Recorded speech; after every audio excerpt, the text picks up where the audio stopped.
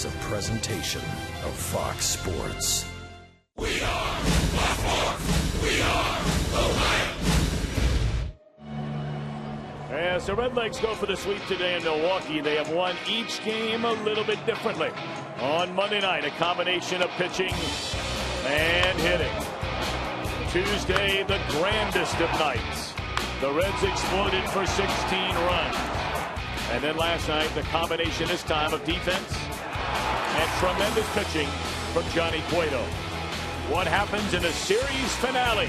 It's coming up right now.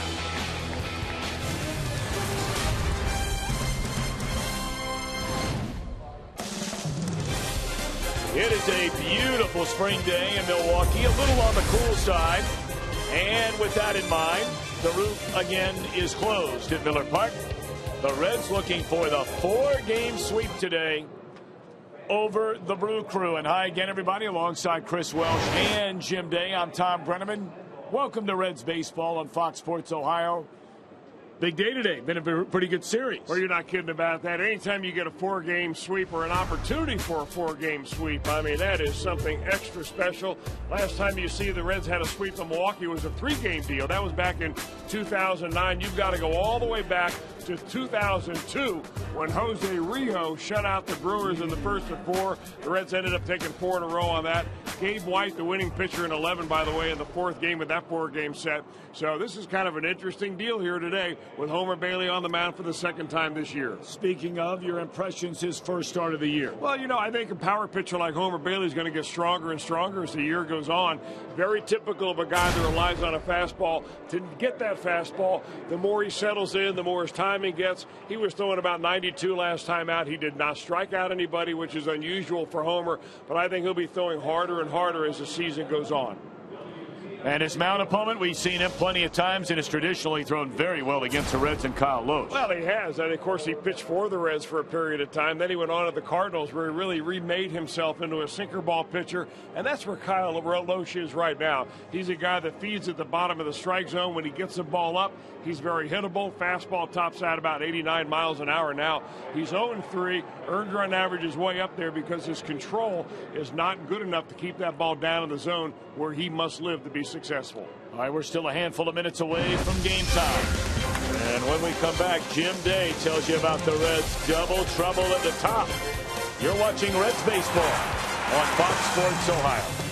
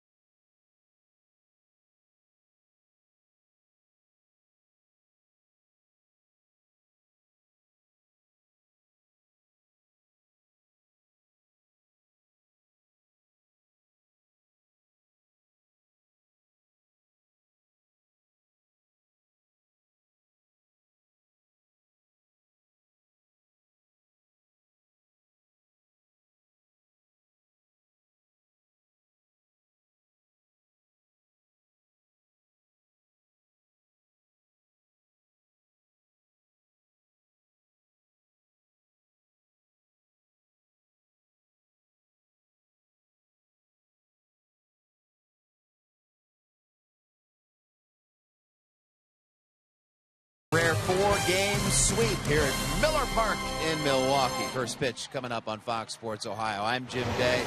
It's been a joy to watch Joey Votto return to Joey Votto form, and watching the dynamic duo of Hamilton and Votto at the top of the lineup certainly paid off last night. And it happened from the get-go. This is exactly what you want out of your 1- and 2-hole hitters. Billy Hamilton singles.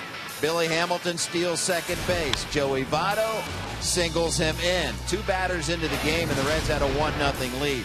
Then in the 9th inning, you don't walk Billy Hamilton unless you want bad things to happen. Votto singles, and Hamilton gets to third base. A lot of guys wouldn't have got to third on that one, and a lot of guys wouldn't have come to the plate on that wild pitch with your 4-hole hitter.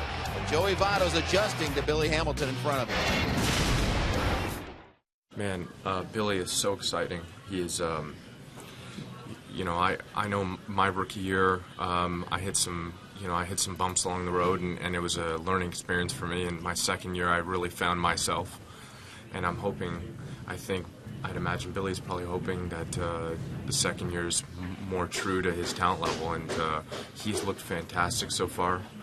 And he is one of the most exciting players I've ever played with. And hopefully he carries that the way he's performed so far throughout the season.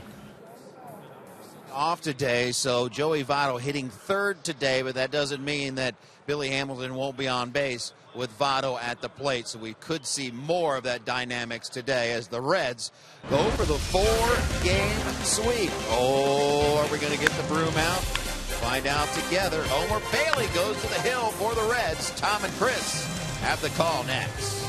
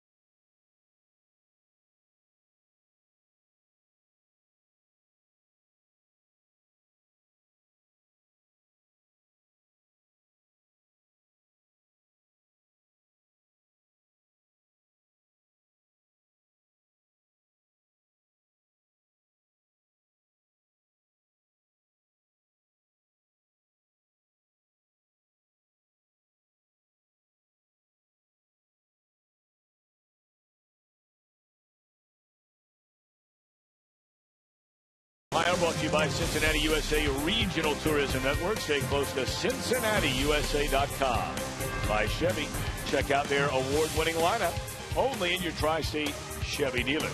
And by Skyline Chili. Be there tomorrow. Feeling good. It's Skyline time. Bright, sunny, chilly Thursday in Milwaukee.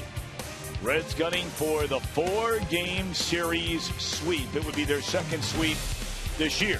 Swept the Pirates to begin the season. Brian Price's lineup and a lot of changes. It'll be Billy Hamilton leading off. Cozart to the 2 spot. Votto the first time all year batting third. Phillips cleanup. Bruce in right. Byrd in left. Negron for Frazier. Barnhart for Pena. Bailey on the mound. And starting at 4, Milwaukee, 36-year-old right-hander, a one-time Red, Kyle Loesch. Billy shows bunt, strike one, we're underway. Well, it has been a rocky start for this right-hander who has been a rock-solid pitcher really ever since going to the St. Louis Cardinals when he left the Reds. Spent a little bit of time with Philadelphia when the Reds traded him in 07. But starting in 08, his career got turned around with the Redbirds, a 15-game winner that season. 1-1 to Hamilton. And it's in the air down a left field line. Playing right there, Davis.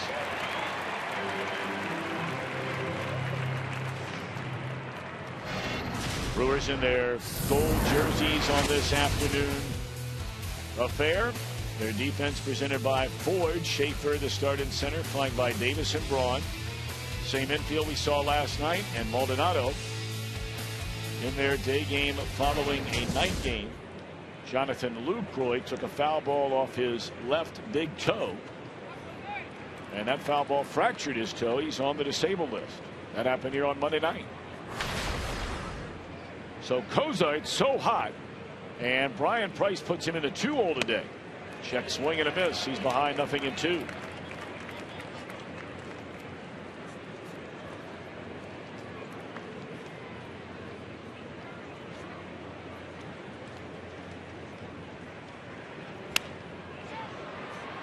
Short left field, 2 out. So far, Kyle Loesch pitching to the third base side of home plate, coming right in on Zach Cozart, jamming him, getting Billy Hamilton to fly out away on a pitch. And it is a constant job of adjustment for Kyle Loesch over the years. When he was traded from the Minnesota Twins and came to the Cincinnati Reds, he was a four-seam overhand fastball pitcher, and when he could get the ball up on a particular day to around 95 miles an hour, you knew Loesch was going to have a good day. On those days where he reached back and wasn't there with the velocity, he struggled. But no longer. He has really turned himself into a very much of a thinking man's pitcher. Joey Votto in a 3-hole, first pitch swinging, pops it up, and that did not last long at all. 7 pitches for Kyle Loesch in a perfect top of the first.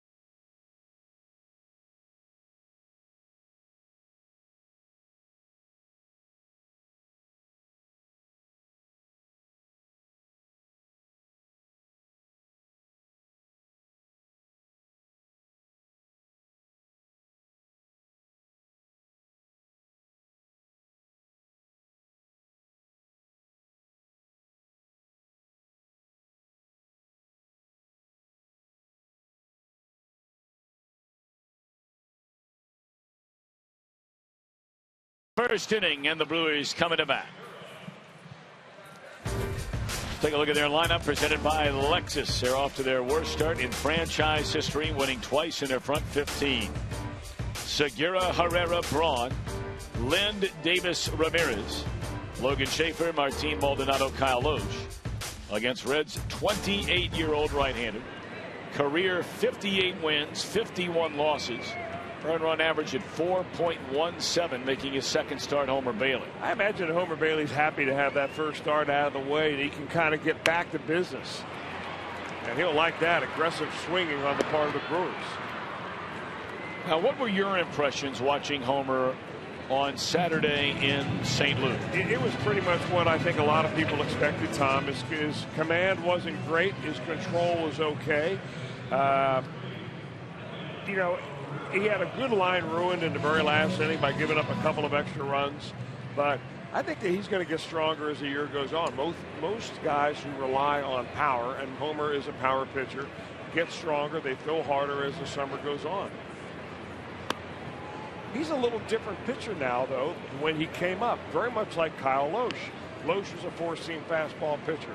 Got drafted, went through the minor leagues because he threw hard. Homer Bailey was a #1 draft pick because he threw hard.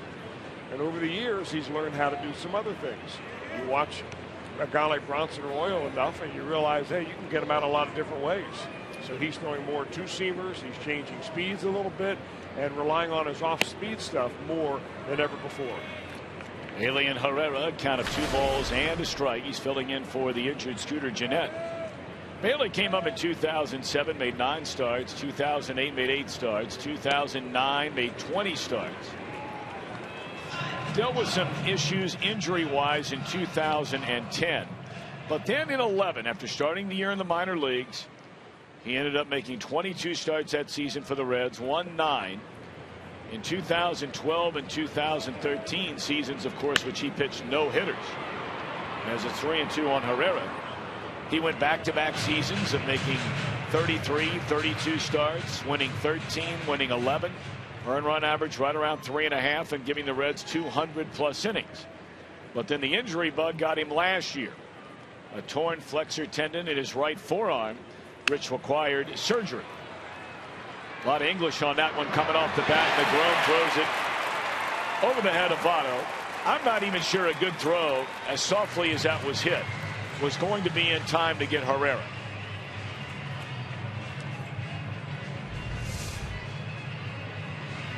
Well, the second double clutch right there by Negron really gave Herrera, who can scoot down the line, a chance to make him hurry his throw. He hurries it, and actually he's very fortunate, Negron and the Reds are, that the ball did not go into the stands to give Herrera an extra base. They're going to give him an error all the way on that, and it's just kind of a rush throw and a play by Negron. Now Ryan Braun, 12 hits in his first 50 at-bats. Hit his first home run of the season in the 9th inning here on Monday night. That was the only run the Brewers scored in that game. Reds winning that one 6-1. They came back the following night. All those home runs, a home run in 5 consecutive innings in a 16-run outburst. And then yesterday, all about Johnny Cueto and Aroldis Chapman in a 2-1 decision. What Johnny Cueto did in the 8th inning is about as an impressive pitching job as you'll see maybe all year long. I mean, you could see it in his eyes that he was not going to allow the Brewers to score a run in that inning. And for those of you that weren't with us in a 1-1 game in the bottom of the 8th inning, the Brewers got a leadoff double by pinch hitter Logan Schaefer. A bunt got him down to third with 1 out. Cueto struck out Herrera. He walked Braun and then struck out Adam Lynn, sending the game into the 9th, where the Reds would score what proved to be the winning run.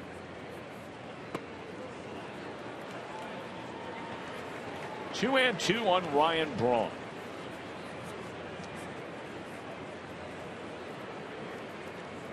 .49 degrees outside of Miller Park. That's a heat wave for around here, the way it's been this week. Just under 70 inside of Miller Park.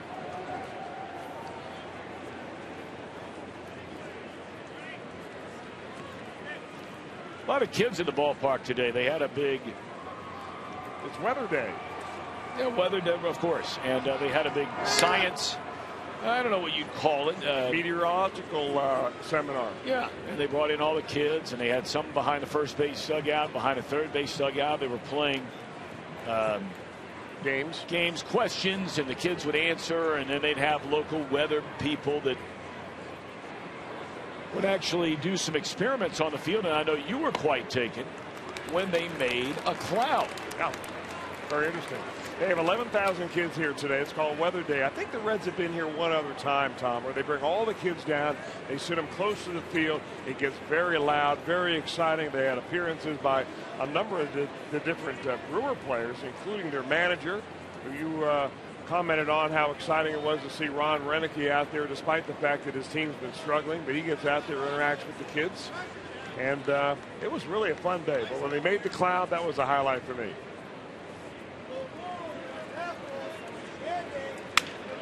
Should be 2 here. Phillips, Kozak, and that's the way it will end in the Brewers' first. They changed that to a hit, by the way, not an error. So a hit and nobody left, no score.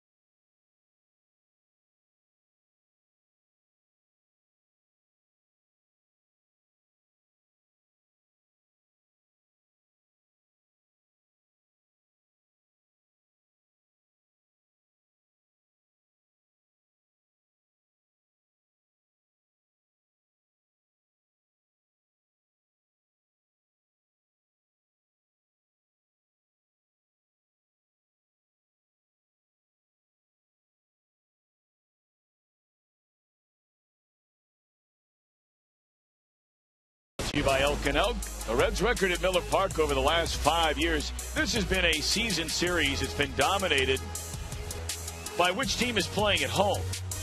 The Reds have owned the Brewers in Milwaukee. As you can see, they have not played well here at Miller Park.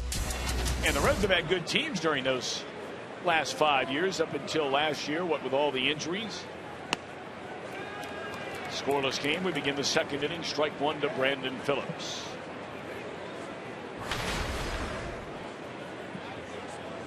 Brandon 16 of 56, 6 runs batted in.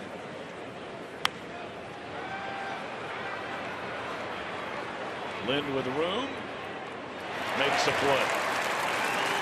Reds aren't getting very good swings to start this game against Loge, who has pitched about as poorly as really any starting pitcher in the league through 3 starts.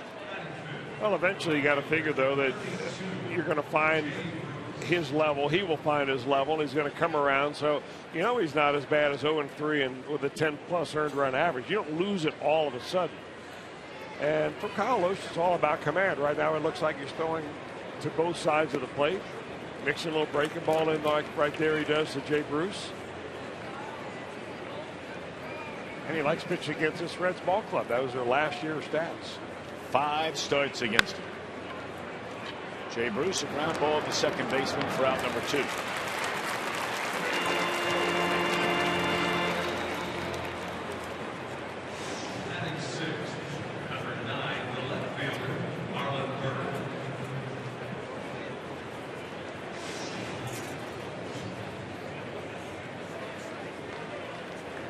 Well, the Reds keep penciling in Marlon Byrd's name to the lineup. That's why they brought him here. And despite a less than desirable beginning to his Reds career, taps one foul, 52 at bats, and Byrd has 6 base hits. You know, Tom, when you get mired in a slump the way that Marlon Byrd is, it is so easy to try everything you can possibly do to get out. When really sometimes the way out is to make things very simple. Just see the ball and hit the ball. Try not to get too analytical. Try not to worry about things as much, because you know what's going through his brain right here. Man, every time I'm up here, I look up and I'm 0-2. And here he is again. 0-2. See the ball, hit the ball. That's about the only way you're going to get out of it.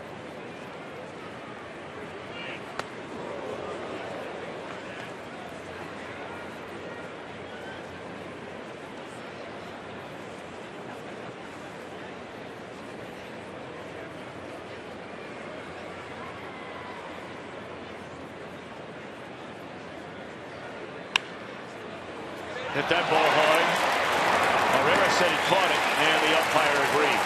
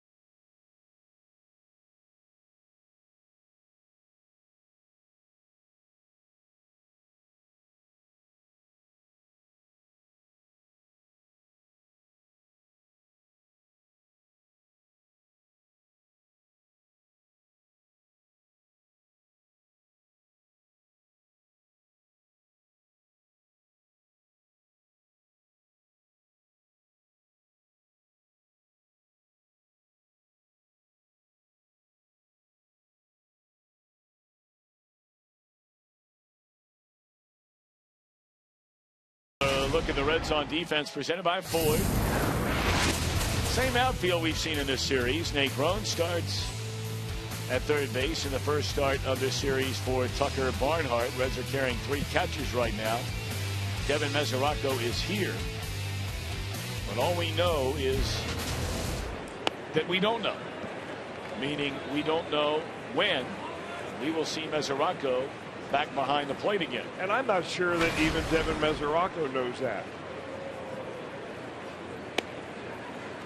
Or Brian Price. So, I mean, what do you do in the meantime? Do you have somebody down the minor leagues who would be better off the bench than Devin Mesoraco? That's the question you have to ask. The answer to that is no. So you keep him around, hoping that he gets better, that he gets stronger, that his hip responds or whatever treatment they're able to give him. And in the meantime, use him as a pinch hitter. He's a positive influence on the team just by being around. There is no doubt about that. Adam Lind, a count of 3-0, leading off the Brewers' second inning of a scoreless game. It's in there a strike. Lind knocked in the only Milwaukee run against Johnny Cueto with a 2-out single in the first inning last night. He had a chance to win it for him in the bottom of the 8th, or give him the lead anyway, and couldn't do it. That ball driven a long way into left center field. And that's out.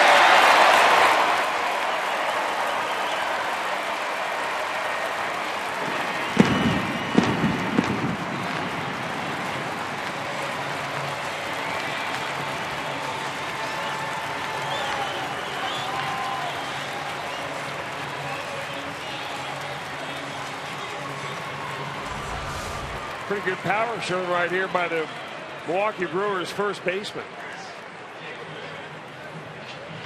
His high for home runs on a year happened way back in 2009 when he hit 35 for the Toronto Blue Jays. But I can see where that power stroke comes from. That was well struck going the other way. So the Brewers with a 1-0 lead.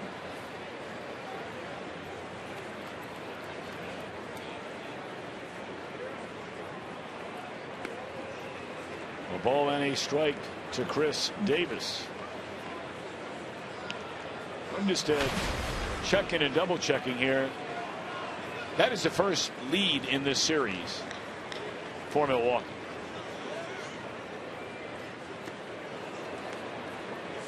Hey, remember the Reds jumped out in front. The wild game where they scored 16, they scored 4, but right back came the Brewers. And they scored 4. And then the Reds went on to boat race the Brewers thereafter. It got a little interesting after a 5-run 6 for Milwaukee. Straight up in the air.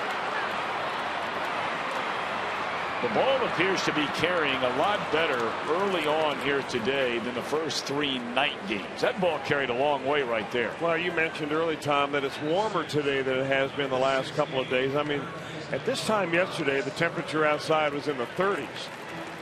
It is now in the upper 40s, and it's a little bit warmer here. And I think the ball always carries a little bit better here during the day anyway. You learned that during the science fair today. The meteorological fair. Yes. Where I learned how to make a cloud. Better be careful. You may just puff on out of here. 1 out for Cozart, 2 away in the inning. Tell you one thing we learned today, among many things, because I didn't have the right answer on any of the questions that they posed to these youngsters. But they talked about how the core, well, let's go back to when they made the cloud. You were amazed by this. Yeah. Step back now.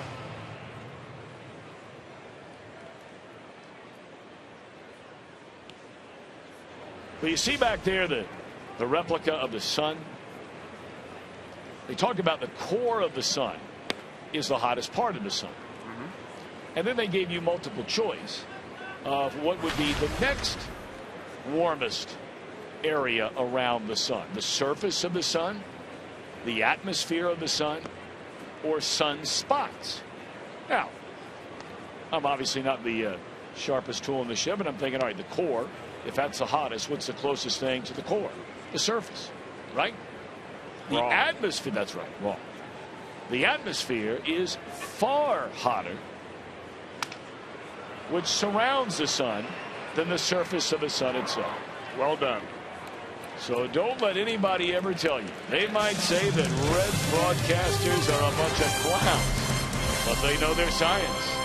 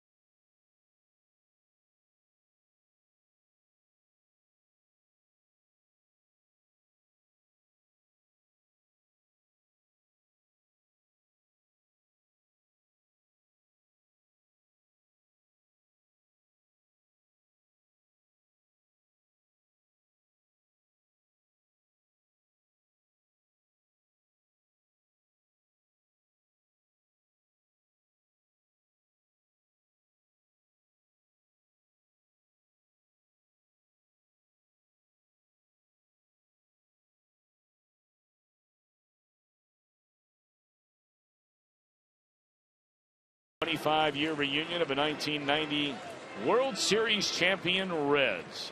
30 of the champs will be honored post-game on the field before the big spectacular fireworks show. Come on down tomorrow, then they'll be honored in a pregame ceremony on Saturday. 381 REDS. Visit select Kroger locations or log on to Reds.com/tickets. We'll look forward to seeing you again. A reminder, night game tomorrow, day game Saturday and Sunday.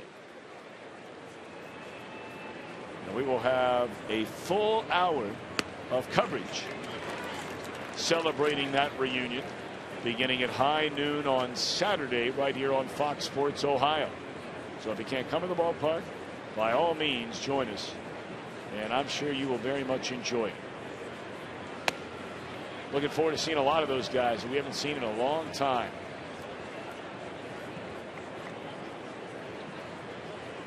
Christopher Negron, Tucker Barnhart, Homer Bailey as the Reds play catch up for the first time in this series.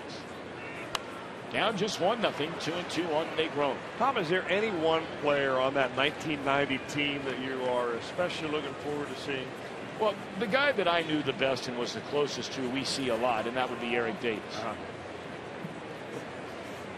I was really hoping that Lou Piniella would be there. Yeah, I was too. But you know, one guy that I really got along with, and there were some who maybe didn't get along with, as Negron has gone on strikes, was Danny Jackson. I was with him not only with the Reds here for a while, but then he came to the Cubs after I had taken the job there. And now there's a guy, I don't know about you, but I can't remember the last time I saw him. I agree. How about you? Always like to see Joe Oliver. Oh yeah. Always a smile, always having fun. I remember when Joe came up, one of those young catchers they invited to spring training. You know, all he did was go down there and catch pitchers, block balls in the dirt. He etched himself out a nice major league career. Yes, he did. You know, but there's some other guys. I mean, we always love seeing Jose Rijo. One of my favorite guys to ever put on a baseball uniform. A coach for that Reds team and many, many others. Sammy Perlaza. You know, it's interesting you bring up Rijo because it was Rijo that won the first game of 4. The last time the Reds swept 4 games in a row from the Brewers. That was 2002. Jose Rijo pitched a shutout on the first day. That was a 5-0 shutout. Just going back and looking through the names on that team. Interesting. Jose Acevedo got the win the second day. Jimmy Haynes got the win on the third day. And Gabe White in extra innings got it on the final and the sweeping 4th day. Strike 3 to Barnhart. Tell you what, right now Kyle Oates is just putting the ball exactly where he wants to.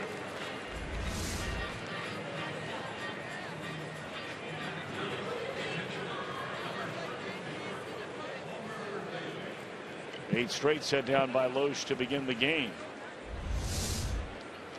Homer Bailey 0 for 2. A home run by Lind to lead off the second inning, the only tally of this one.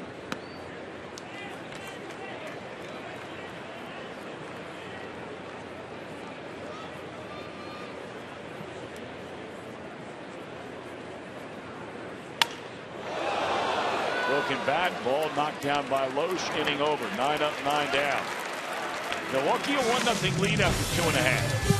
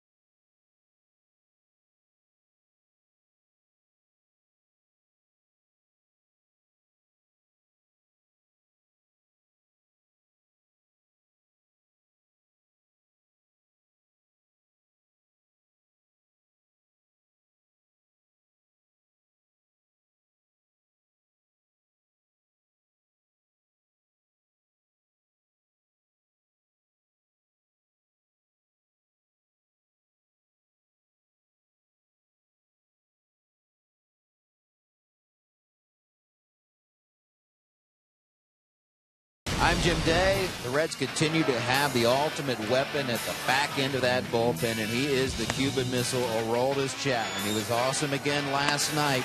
He struck out 7 of his last 8 batters that he's faced, and he's begun the season with 8 scoreless appearances. He's your T-Mobile game changer.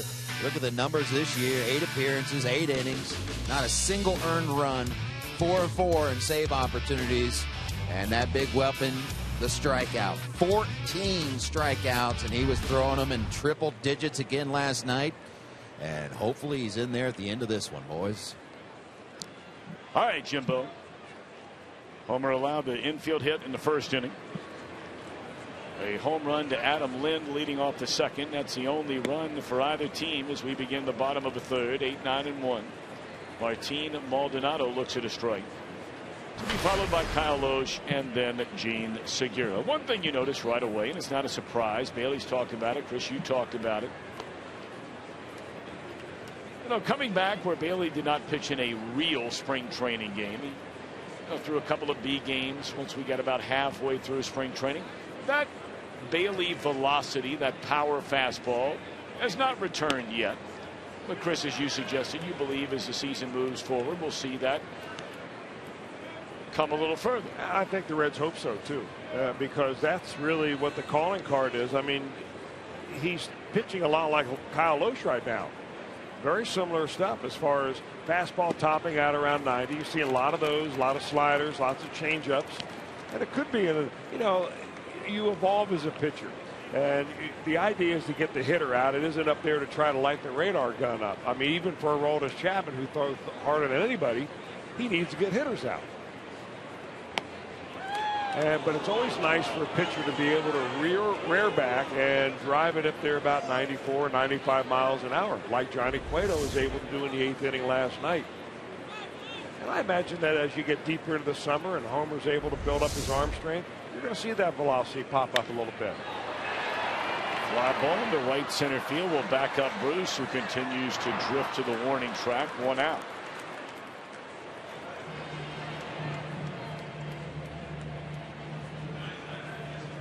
Kyle Loesch had a 1-2-3 inning his last inning, and it was Homer Bailey that hit this ball right here, and Loesch sticks the old shin out there, sacrifices a little shin burger for an out. I think he was a little bit deceived by that whole situation because the bat head flew out there towards Loesch, and the ball ended up getting him on the leg.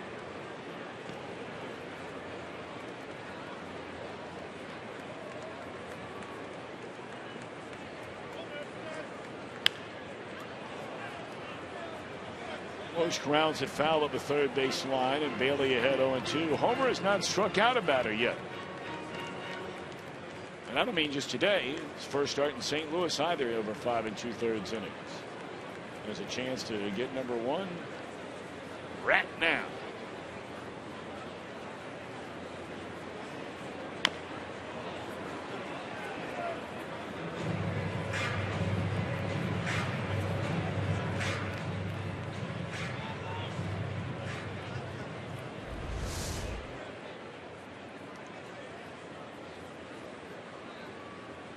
Got him twice. Once on each leg. Of course, the ball that Homer hit, Loesch took off the right shin. The ball he beats off the back goes right down there off of his left ankle.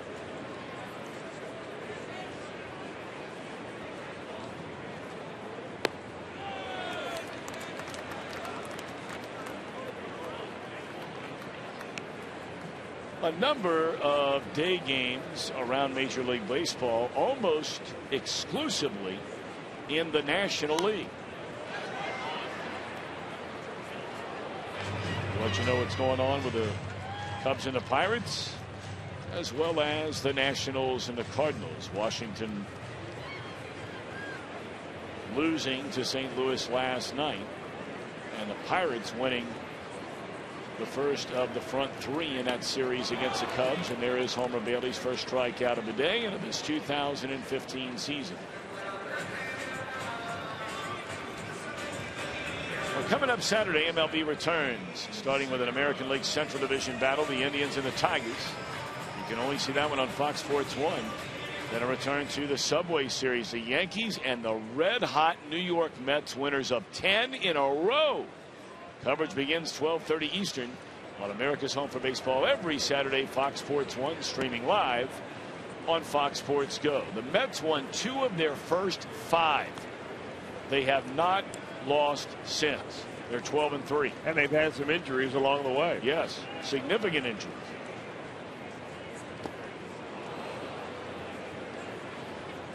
They are 9-0 at home.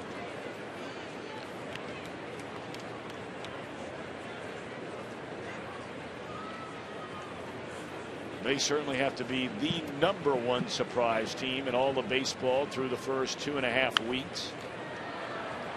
One of the biggest disappointments in baseball also resides in the National League East. I think in the National League in general, it would be undeniably these Brewers. But not far behind would be the 4-11 Miami Marlins. In the air, right center field. Bruce will get there. And Bailey has a perfect inning for the first time today. Top of the order coming up. Brewers 1, Reds 0.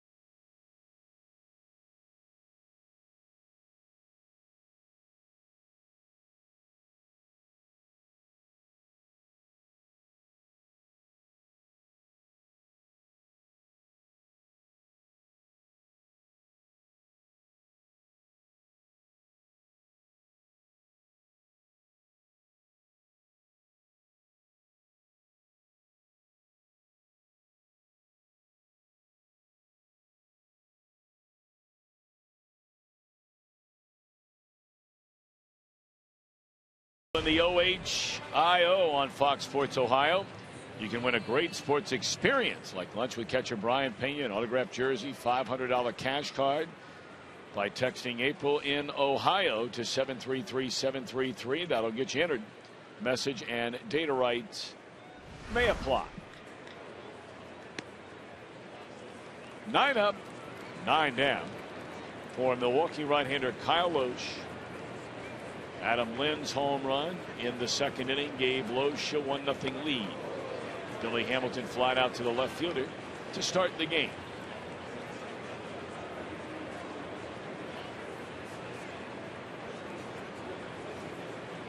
Third baseman drawn in naturally, as teams tend to do, from Hamilton, although we have not seen really much indication at all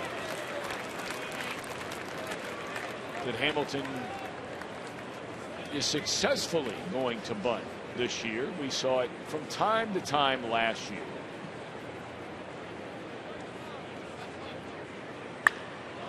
And he smokes that ball into right center field, and that's the way it'll get started for the Reds against Loesch here in the 4th inning. Hamilton a perfect 9 for 9 in stolen base attempts this season, which leads the major leagues. Well, Loesch gets a fastball up there. You see it, almost a tomahawk job by Billy as he lines that ball into right center field. Reds base runners. I mean, Hamilton's not the only one running wild. The Reds are perfect. 17 of 17 in stolen base attempts. That's a Reds record to begin a season in the era in which caught stealing became a regularly recorded statistic going all the way back to 1951. And Billy, well, you talk about behind the driver's seat, brought to you by Kia. #1 in baseball with 9 steals. Now, I ask you frequently, Chris Welsh, a guy like Loge tends to do the little things pretty well. Yeah, and keeping runners at first base is one of those, although last year was a little bit off for him. He gave up 10 stolen bases. Brewers catchers threw out 5. But normally his stolen base output overall is much less than 10. Billy's got a big lead, though. And really the main weapon for most right-handers, including Kyle Loesch, in keeping the runner at first base, you just simply hold the ball varying amounts of time. I mean, you're not going to pick off a guy like Billy Hamilton very likely, but you can upset his timing a little bit by holding the baseball before you go to the plate.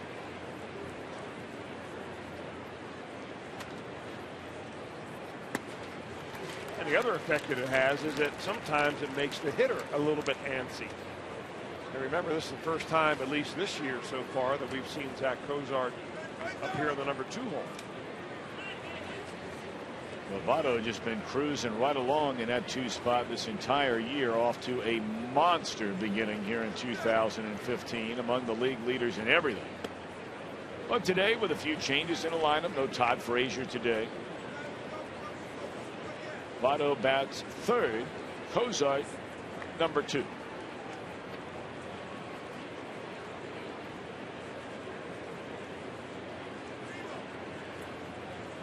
2-1 the count on Cozart.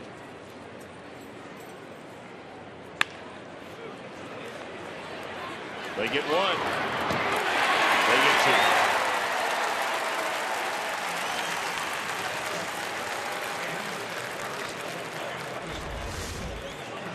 Just in time for Kyle Loesch, because you had to figure that Billy Hamilton was only a pitch or 2 away from trying to swipe a bag. Ball hit sharply. Nice play by Segura. Good turn by Herrera.2 down, nobody on, and here's Joey Votto.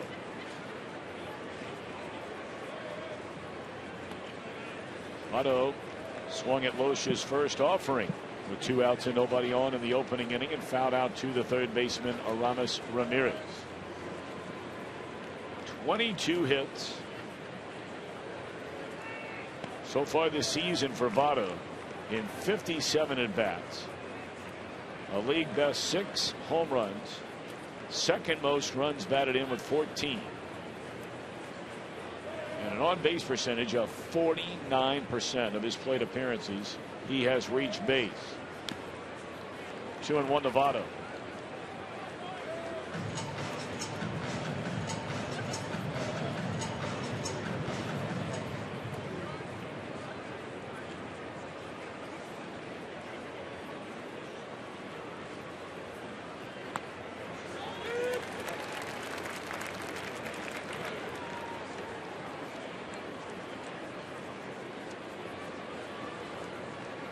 Shakes off Maldonado a couple of times, now nods his seal of approval, and that is strike 3. The inning began with a single by Hamilton.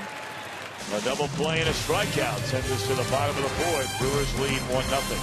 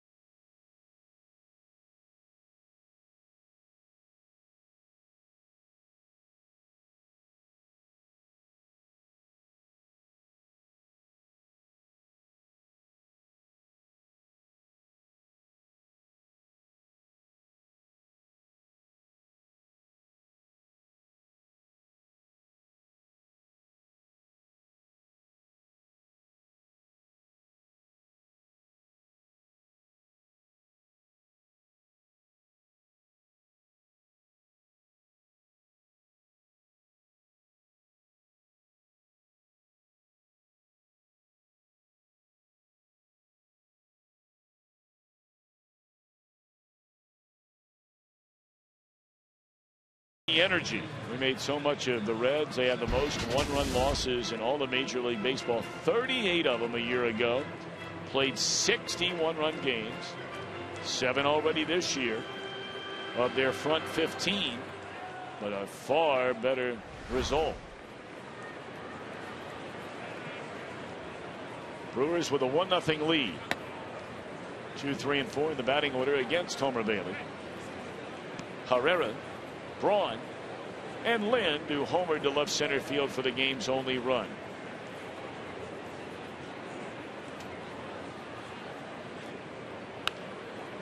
Cubs in the 6th inning, a 4-2 lead over the Pirates. Reds will be flying to Cincinnati after this one tonight. Cubs will be flying into Cincinnati, leaving Pittsburgh this afternoon. And those two will collide for the first of 3 beginning tomorrow night. Mike Leake against John Lester. 1-2 on Herrera. Really good matchup. Second time that Leake and Lester have met. Reds won that game. DeSclafani against Arrieta, 2 of the hottest pitchers in baseball, will lock up Saturday afternoon as Herrera's gone on strikes.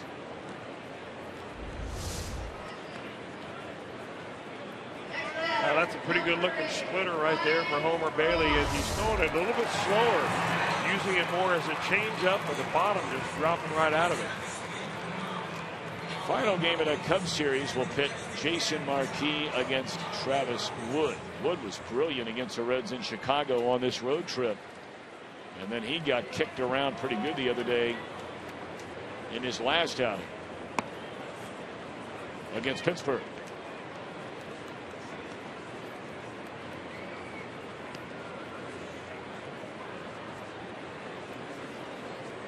This will be the first of back-to-back starts for Homer Bailey against Kyle Loesch. That one in the left field, a base hit by Ryan Braun.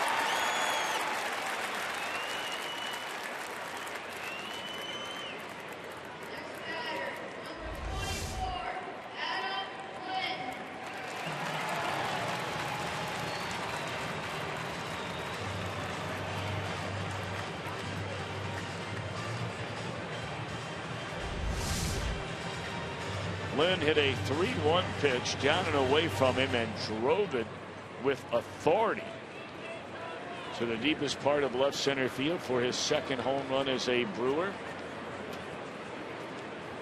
Reds will put the big shift on him with a runner at first and 1 out.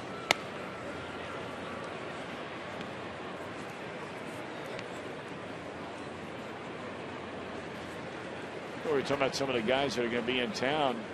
30 members of that wire-to-wire 1990 World Series championship team starting tomorrow night. The festivities tomorrow night and again on Saturday. Todd Benzinger, Glenn Braggs, Tom Browning, Keith Brown, Norm Charlton, Eric Davis, Rob Dibble. Another one of our favorite guys, Mariano Duncan. No doubt. Kip Rose, Chris Hammond, Billy Hatcher, Danny Jackson, Barry Larkin, Terry Lee, Terry McGriff, Hal Morris, Randall Kirk Myers, Lonnie Oster, Paul O'Neill will be there Saturday only. You mentioned Joe Oliver, Luis Quinones. So that one has popped up and out of play.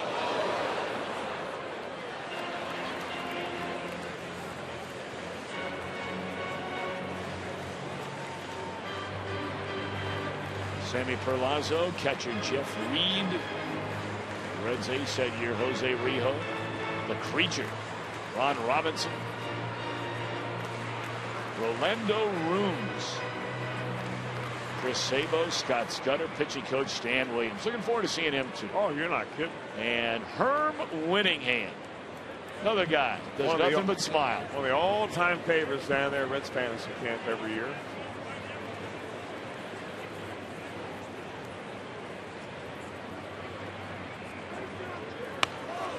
Reds have gone into a Pittsburgh Pirates type of a shift here, as after a strike was thrown to Adam Lind at the plate, the third baseman Christopher Negron went all the way from third all the way over here. That's Negron over here playing in a normal second base spot. So Kozar holds his spot at short, And the Reds have 3 on the right side of the infield. I was just getting ready to say we saw Lynn by accident do exactly that in the first game of the series. Way out in front and off the end of the bat, rolled one down the left field line for a double.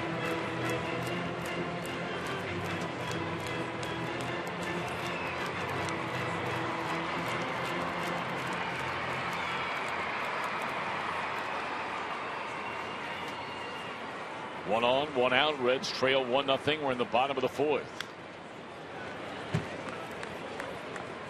Bailey trying to expand the strike zone so that Lind will chase but will not make contact. And Adam Lind is just able to put a little enough of the bat on the last couple to stay alive.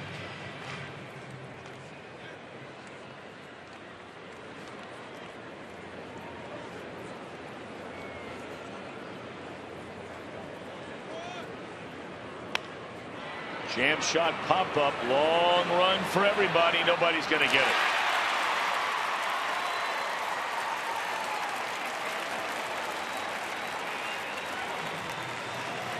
He's had a couple of hits in this series that have just fallen right in there. I think most of his hits have fallen in there. Yeah, the one he hit his last time up fell right in there into the bullpen for a home run, but that one is one of those perfect placement jobs.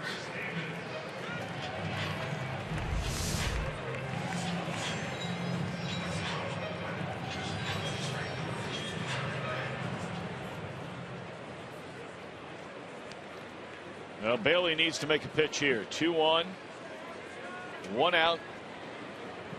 It's only a 1-0 game, but it certainly appears as though Kyle Loesch is on top of his game here today.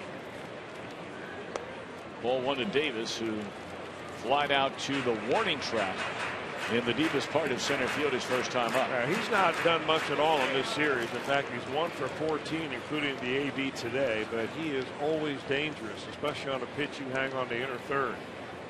He will spin on it. Jam shot, broken bat.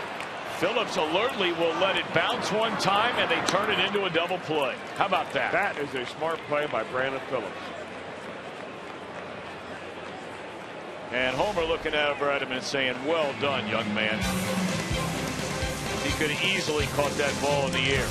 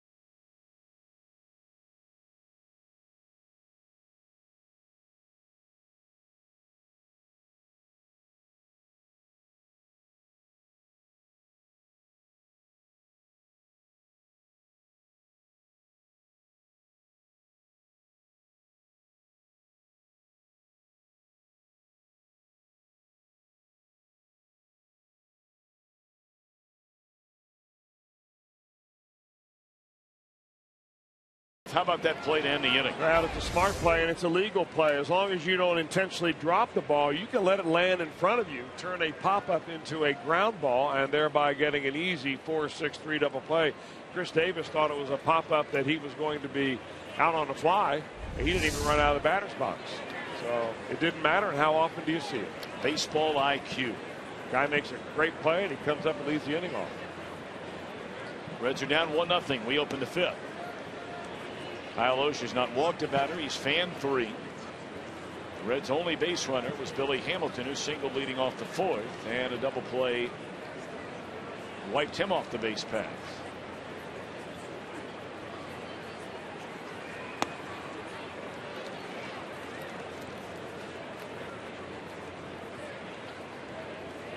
We had almost 31,000 here last night. And with all the kids here today, you don't know if that'll go into the total number of tickets sold or not, but a very big crowd for this Thursday afternoon affair. And that one shot into right field by Phillips. Second straight inning. The Reds have a base hit to start it. As always, we look forward to our Miller Time moment. It's coming up later on. Brought to you by Miller Lite. Here's Jay Bruce.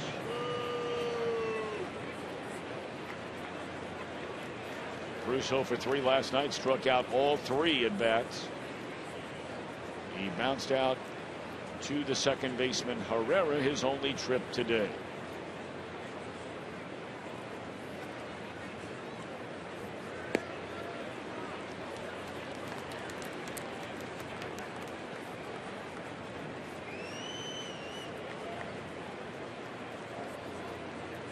We've talked so much about Marlon Byrd because Bird's batting average hovering in the very low 100s.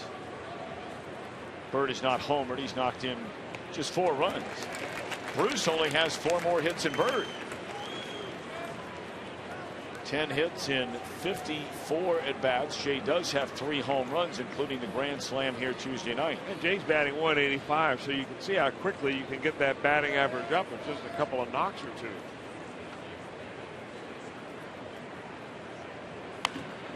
And that is a foul ball.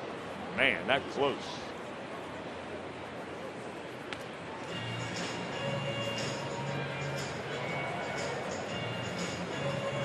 Naturally, when you start a season as the Brewers have at 2 wins against 13 losses, their owner of the team, Mark Antanasio, does not live here. He lives out in California, obviously has a home here, and he's here a lot to watch the Brewers play.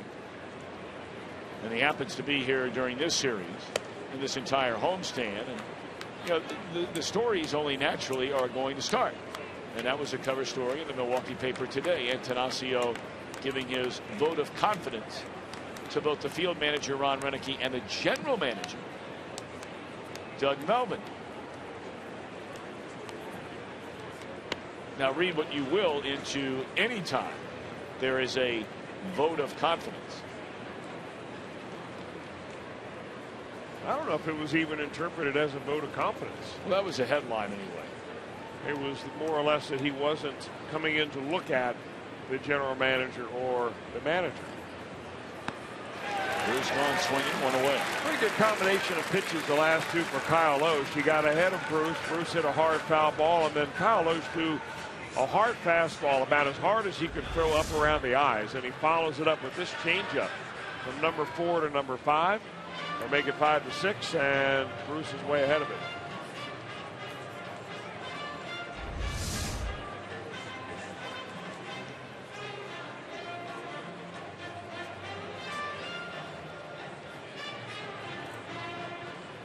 Now Marlon Byrd hit it hard last time. Maybe he's learned something about Loesch and is ready to put another good swing on it. He did hit the ball quite sharply.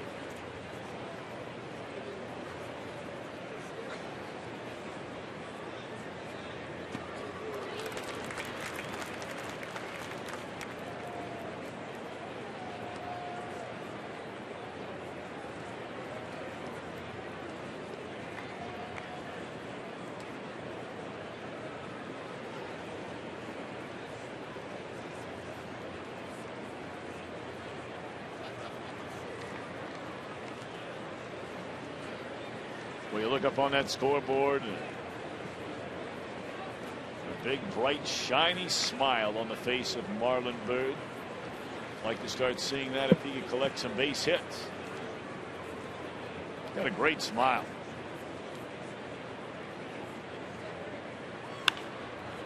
High fly ball. That's pretty well hit. Is this going to make him smile? It's from ear to ear, Doctor. First home run as a Red from Marlon Byrd. And the Reds have a 2-1 lead in the 5th inning. Maybe that's all we needed to do, Chris, to remind him it's okay to smile. Well, you're right about that smile, and it's probably as much a smile of relief as anything else from Marlon Byrd, and not only about him, but about his teammates. Now they say, hey, welcome to the offensive party here.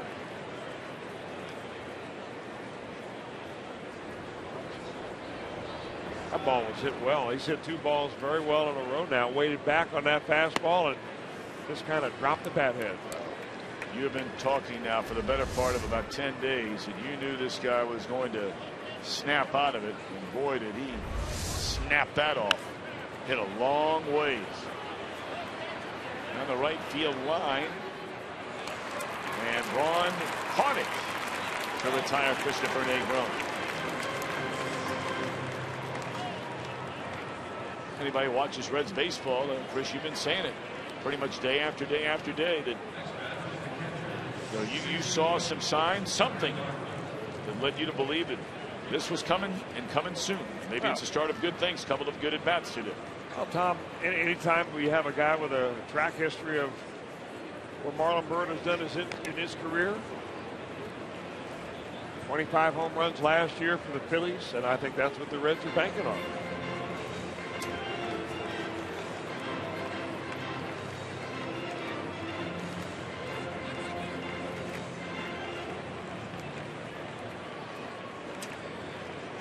One to Barnhart. A number foul off the end of the bat, and Mosher headed 0-2. Yeah, you're watching these 2 right-handed pitchers pitch today, Tom, and it seems like Homer Bailey has taken a little piece of Kyle Loesch. Loesch has adapted over the course of his career from a power pitcher to now mainly an off-speed pitcher. A lot of sliders, a lot of changeups, sinker ball. And Homer Bailey's done the same thing. A lot of radar readings now between 81 and 89. Occasional 90-91, but Reds have that 2-1 lead. Marlon Byrd. His first home run is a Red. And the Reds in front by a run.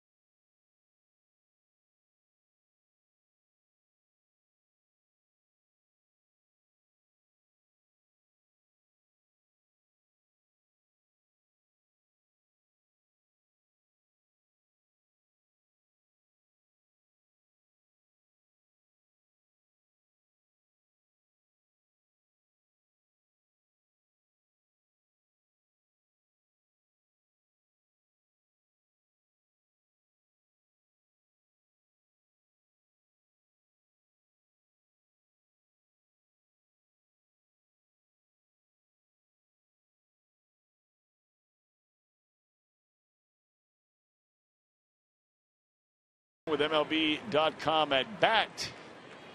We'll have in-game highlights, up to the moment, look-ins and replays. Get MLB.com at bat for your smartphone or tablet.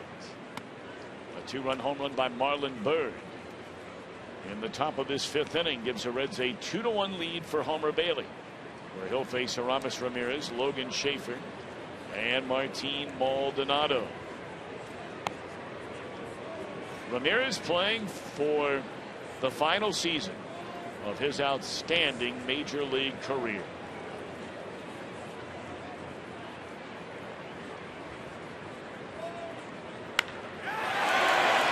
And the Reds' lead is long gone. It lasted one back.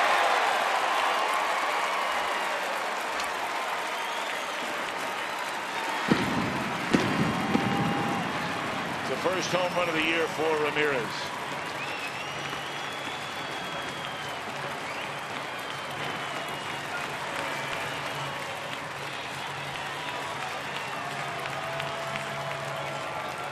He's always been a real good mistake hitter, and he gets one here. Good hitters count 2 balls, no strikes. And Homer pretty much puts it right where you want it if you're liking it down and in.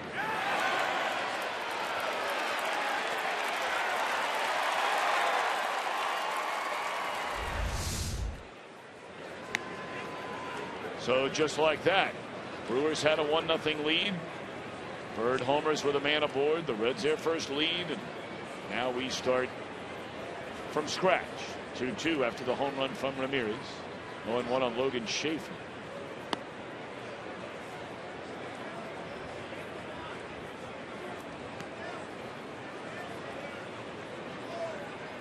Pirates have come back to tie the Cubs and still batting in the 6th inning. A 4-4 game there. They knocked Kyle Hendricks out of the game.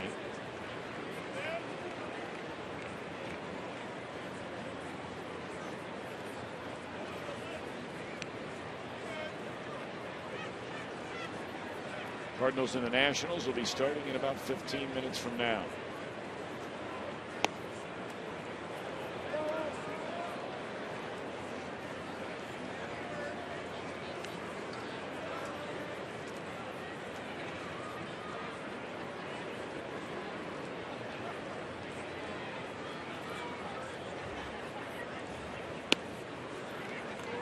Really wondering where that one missed.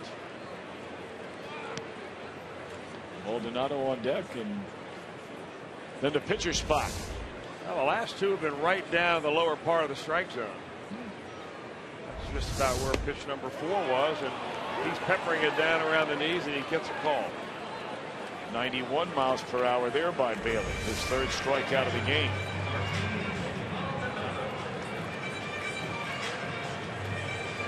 I tell you what helps Homer in a situation like this is the soft hands of Tucker Barnhart. He is an excellent receiver as far as trying to frame the pitches, give the umpire a good look. He gets as small as anybody anywhere as far as behind the plate. Not sure Brandon ever saw that ball come off the bat. Very slow reactions, and obviously that is not the MO of Phillips. And that one scoots right by him. He didn't get a glove on it, but couldn't haul it in.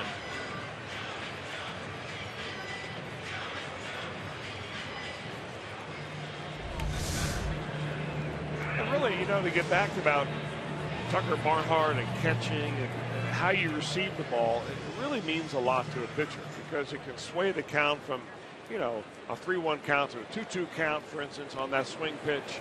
And if you get a guy back there that gives the umpire a really good look, that's a nice play. Sure is. And a collision out there at second base.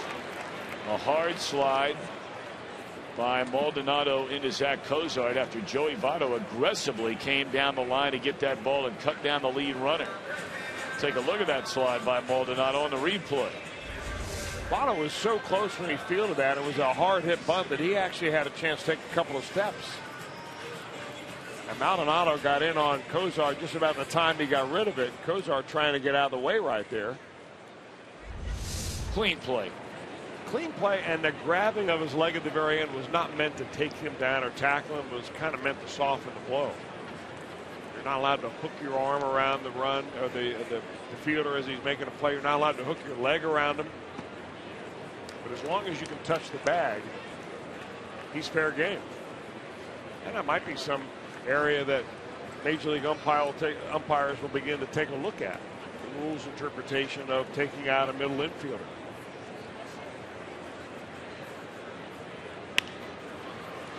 Cozart will feed Phillips here.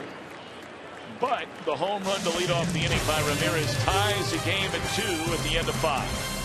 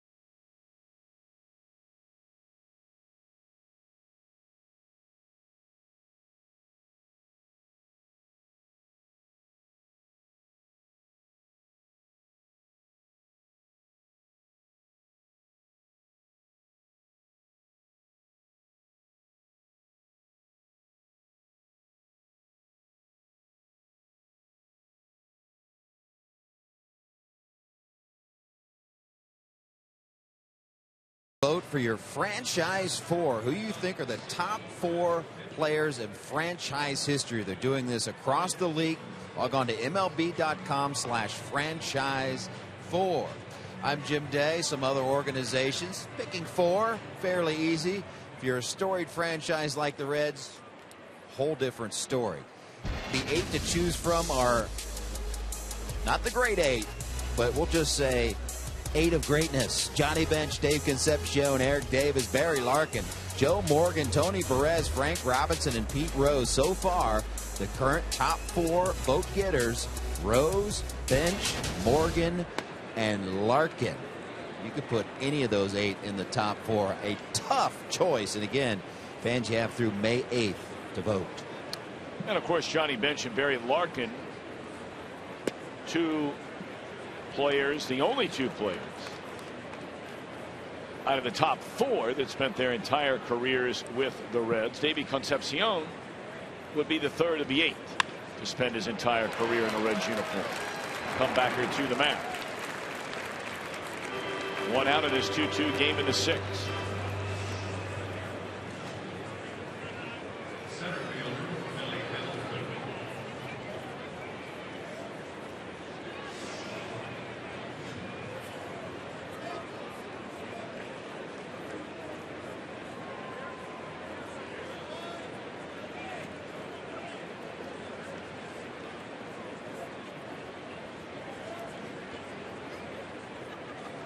Billy Hamilton, 1 of 2, is fly to left, singled to center field his last time up.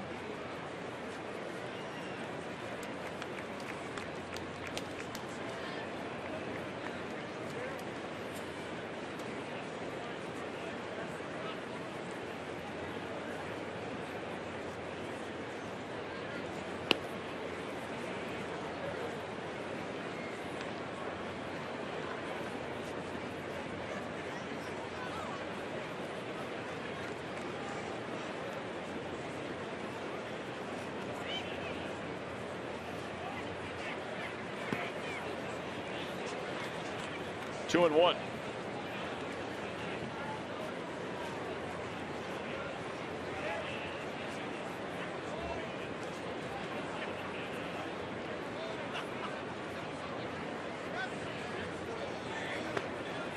Good eye by Hamilton. Now ahead 3 balls and a strike. Lind, the first baseman, not worried even a little bit about Hamilton bringing one with him, as we've touched on from time to time, because quite honestly we just have not seen Billy do it as a left-handed batter. He draws. Oh wow, Hamilton can't believe it. Angel Hernandez calling that strike 2. That's the kind of call that you get a lot of hoots and haws from the bench, because they can see north and south and they probably think that's pretty high. Remember that the top of the strike zone is a halfway point between the shoulders and the belt. And that halfway point is measured as the hitter is taking his swing, not as he's standing in the box. Well, Ron Renicky was livid after the game last night at what he perceived as a wide strike zone given to Aroldis Chapman in that 1-2-3 9th inning. We heard some of his press conference leaving the ballpark last night. He's got to be running out of things to be livid about.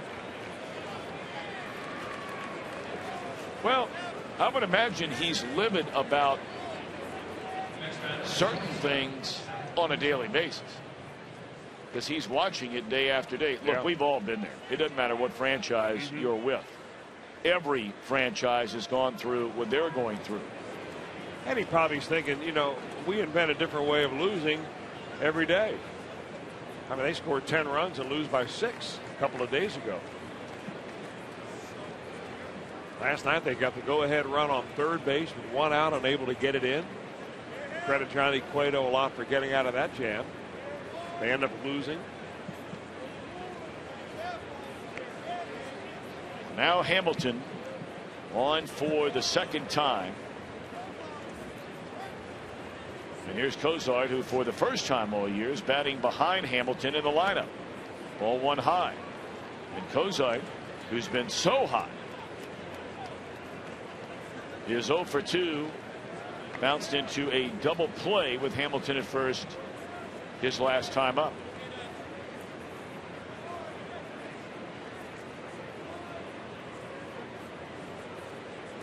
Billy 9 of 9 in stolen base tries. How about it, Jim Day? Tell you what, Billy Hamilton's really grown in 1 year. Last year he told me that he just would go on the first or second pitch regardless. He really went to work with Billy Hatcher on trying to decide when to go. When is the right time to go? And he says it's not about the lead, it's about the read. Last year he was so worried about getting picked off that it just took him out of his game. This year he's better at the read and just flat out ready to run and not worried about being picked off. And so far it is working. And he has given a lot of credit to Billy Hatcher and the work those two have done together. And they're standing right next to each other over there. Well, you try to pick a pitch and you're going to get a ball in the dirt, maybe a breaking ball. This could be it right here on a 1-2 count to Cozart. Or they might pitch out. Neither.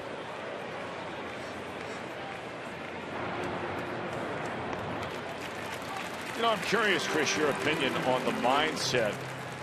And I'm talking primarily here before Votto comes to the plate about Cozart. He's off to a great start. Comfort zone there in the bottom part of the order. Now all of a sudden you're batting behind Hamilton and all that goes with that. And it might only be for one game because some guys are getting a day off. But is that an adjustment? I don't think it's an adjustment to move into a different part of the order. But I think, you know, you keep going back in baseball to small sample size. The month of March in spring training, the month of September on the month of call-ups, a 3-week period at a time. Where in this case for Zach Cozart, I mean, this early part of the season, but especially this road trip, he has put together three-hit ball games on this road trip, starting in St. Louis. So he's been extra hot. He took an 0 for last night. And I think that, you know, you can be swept up. You want to get a guy who's hot up to the plate as much as you can, but at the same time, you know, you have that balancing act of I don't want to upset the apple cart. I don't want to get too happy with my lineup changes where I mess things up and mess the karma up, and that's what managers have to struggle to figure through.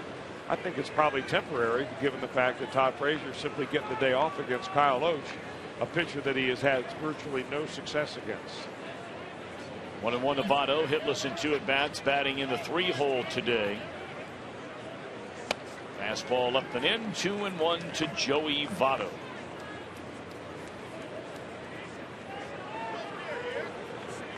Votto extending that streak of reaching base safely 2 or more times in 10 consecutive games.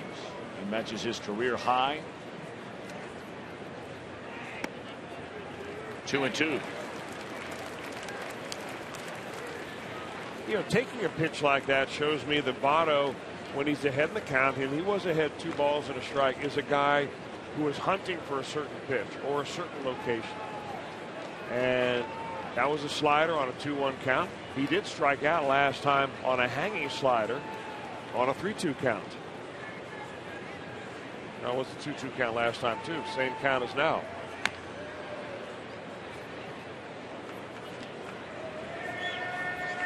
You know, Loach is the guy, and he's smart enough to know at this point in his career when Votto is as hot as he is, and Loach has been sitting in that Brewer dugout the last 3 games watching Joey Votto just mash the ball all over the ballpark. He's thinking, you know, I really am not going to get him out.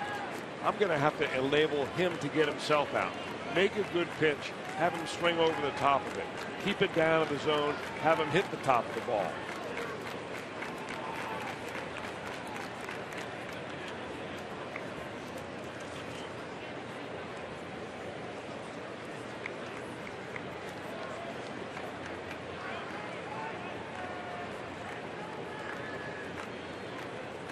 Two game. Hamilton at first, 2 outs, 2 balls, 2 strikes. We're in the 6th.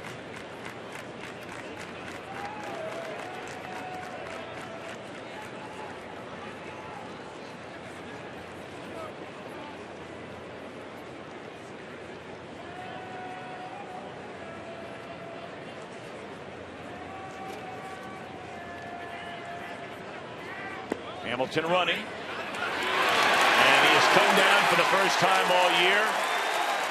And a Reds base stealer is cut down for the first time all year. And Maldonado sticking his chest out, huffing and puffing.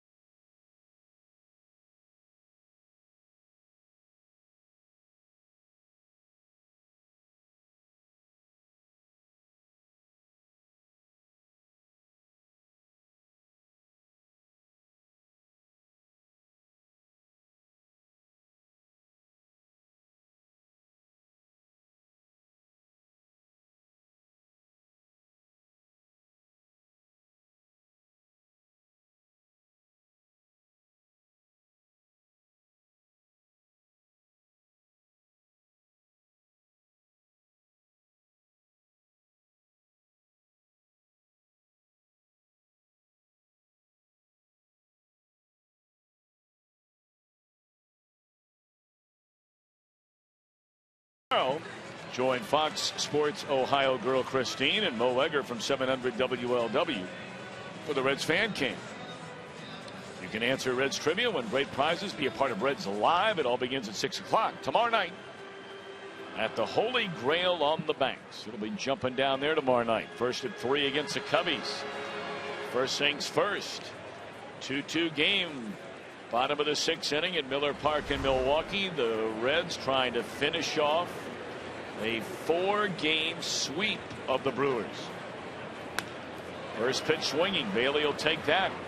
Elian Herrera thrown out by Phillips. 1 away.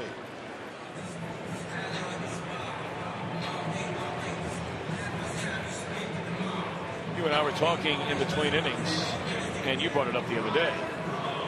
Martin Maldonado, he didn't play a lot. He only made 30 starts last year, and they went 18-12 in those starts. There is no denying he has one strong throwing arm. And that ball was right on the money, and I'm telling you what, he threw it probably harder to second base, and Kyle Oates threw it to him to start the at-bat off.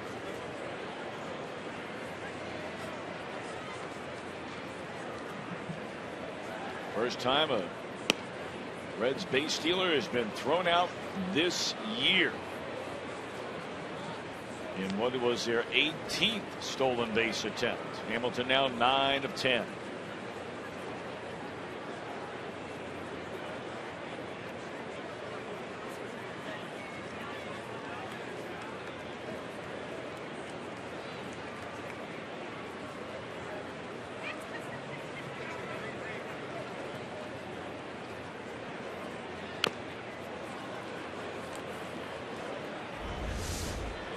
Watch Martin Maldonado right here. He picks a fastball out of the dirt, and that ball really never got about 4 feet, any more than about 4 feet off the ground, all the way to second. Right on the money. All Segura had to do was wait for Billy Hamilton to slide into the tag. You don't see that happen very often. And thankfully for Billy Hamilton, there aren't a lot of catchers around this league that have the arm of Martin Maldonado.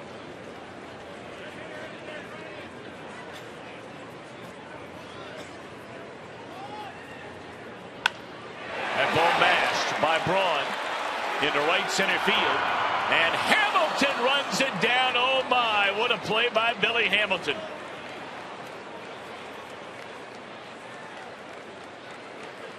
Boy, Billy, it is incredible how far he went to get that ball. Well, he's playing dead straightaway center field. I mean, straight up the middle, and this ball is way into the right center field gap near the wall by the time he runs it down. Ryan Braun thought he had extra bases, no doubt, because Jay Bruce wasn't getting that ball. This is the big outfield. And Brewers fans over the years have been treated to see a very fine defensive center fielder in Carlos Gomez patrol out there. Now they get a chance to see Billy Hamilton for a few days. That's a good thing he ran it down, because Adam Lind hooks one down the right field line. Lind is 3 for 3 today. A home run, a single, and now a 2-out double in this 2-2 game in the 6th. I think Lind, after hitting that home run on a 3-1 fastball, has been looking for off speed ever since. And here's the first pitch, off speed pitch. A little split finger pitch, and rips it right down the line.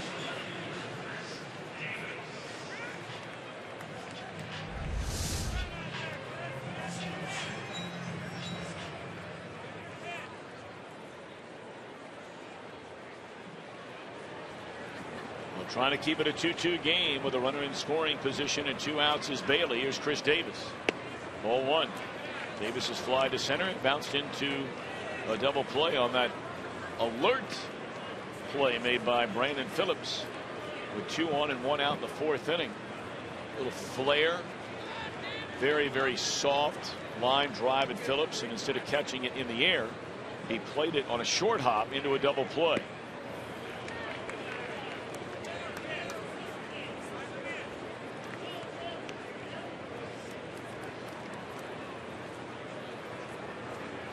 Dangerous count here to Davis.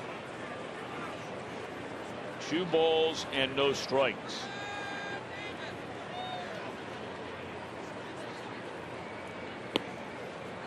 Three and 0.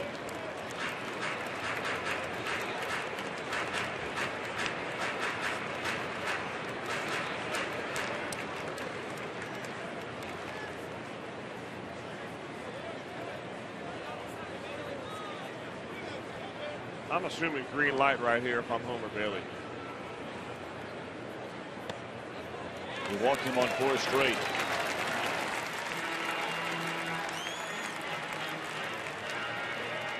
And Homer's day is through.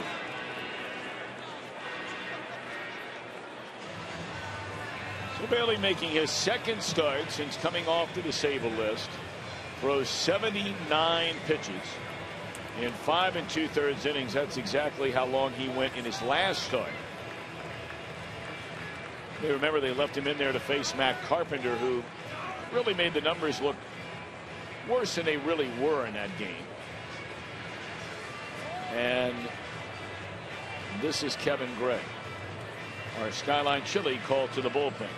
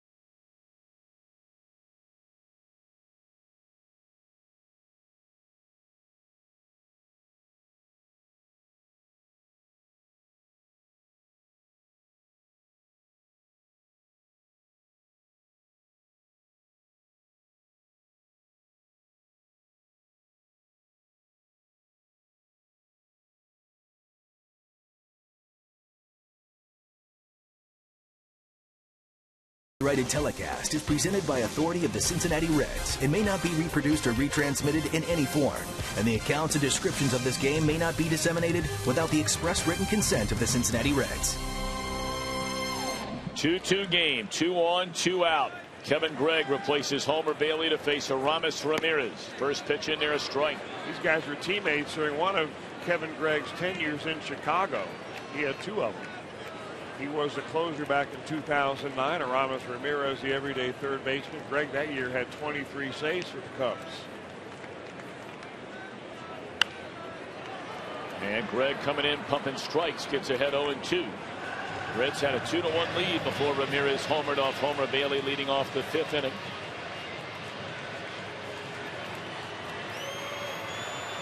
Bailey retired the first 2 in the 6th, thanks in large part to a great play made by Billy Hamilton on a ball off the bat of Braun. But then Lynn doubled, Davis walked. Brian Price immediately signaled for the right-hander in the bullpen.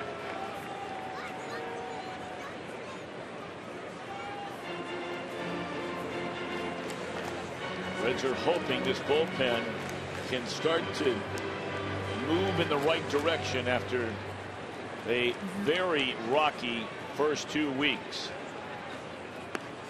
1 ball and 2 strikes, and especially the trio of right-handers down there.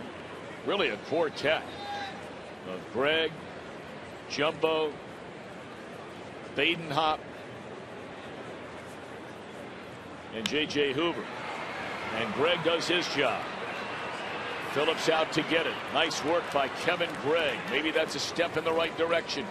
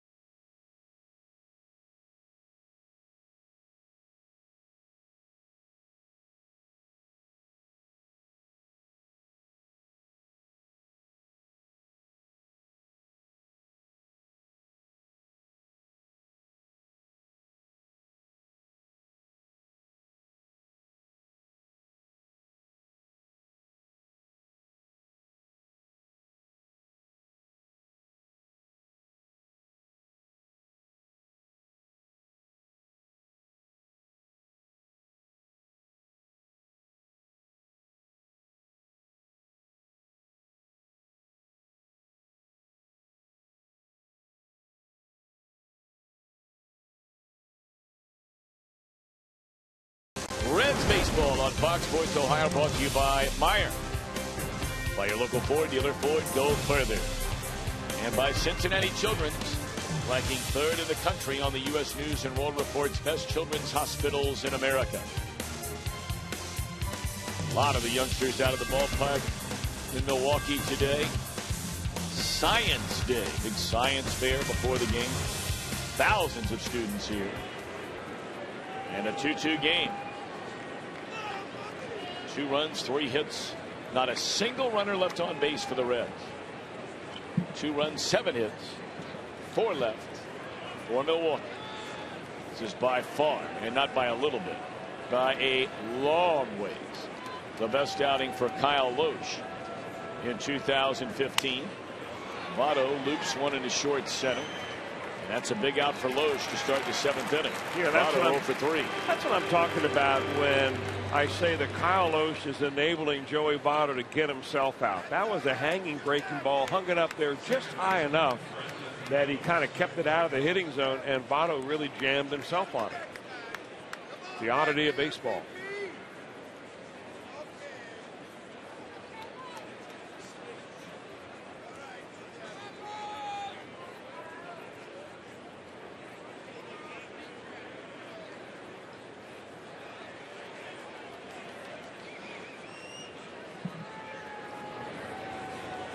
Here's Brandon Phillips. Strike one.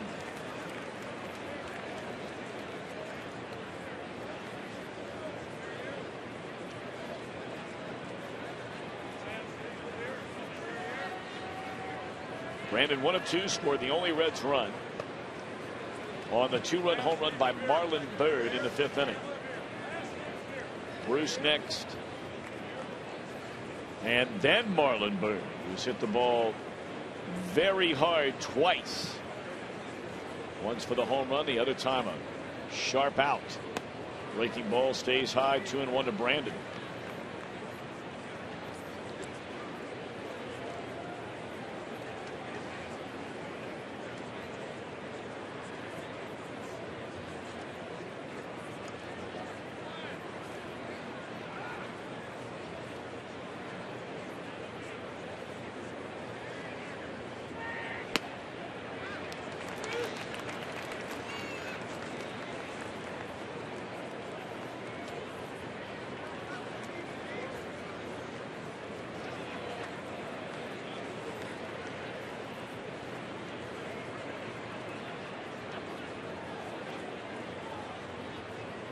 Two on Phillips. They really pulled the string on Phillips here at 77 miles per hour.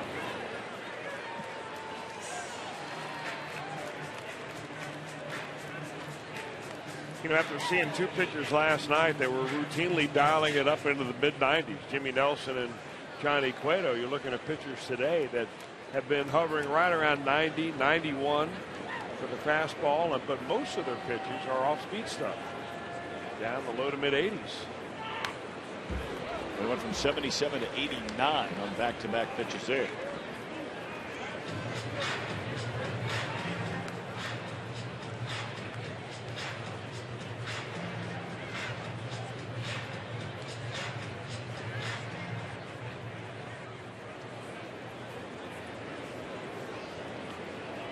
Bush's 85th pitch of the afternoon in this 2-2 game in the 7th. 1 out, none on. Phillips waits and again came back with a fastball. A little more hair on that one. Yeah, it looks like he's trying intentionally to keep that ball up in the zone with Brandon.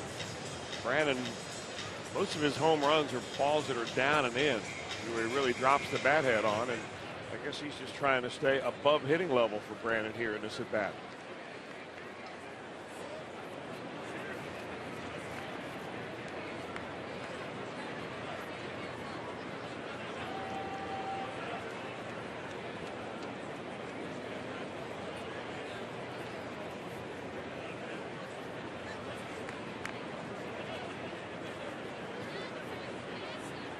Two and two once more to Brandon.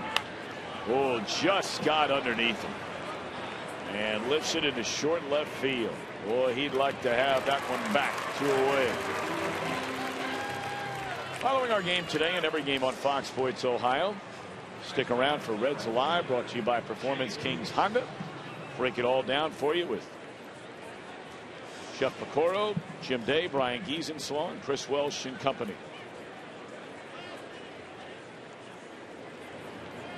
Jay Bruce is due.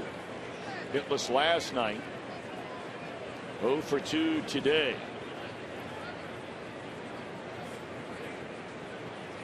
Bruce looking for home run number 4. And that would break this 2-2 tie in the 7th inning.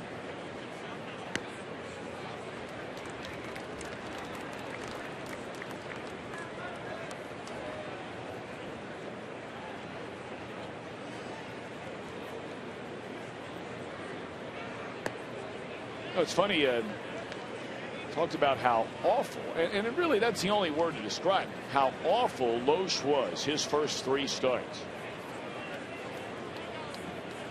You know, whenever we see him, ever since he left the Reds, he never has a bad game. Fly ball to left field, it's a 1-2-3 7th. We're still tied at 2.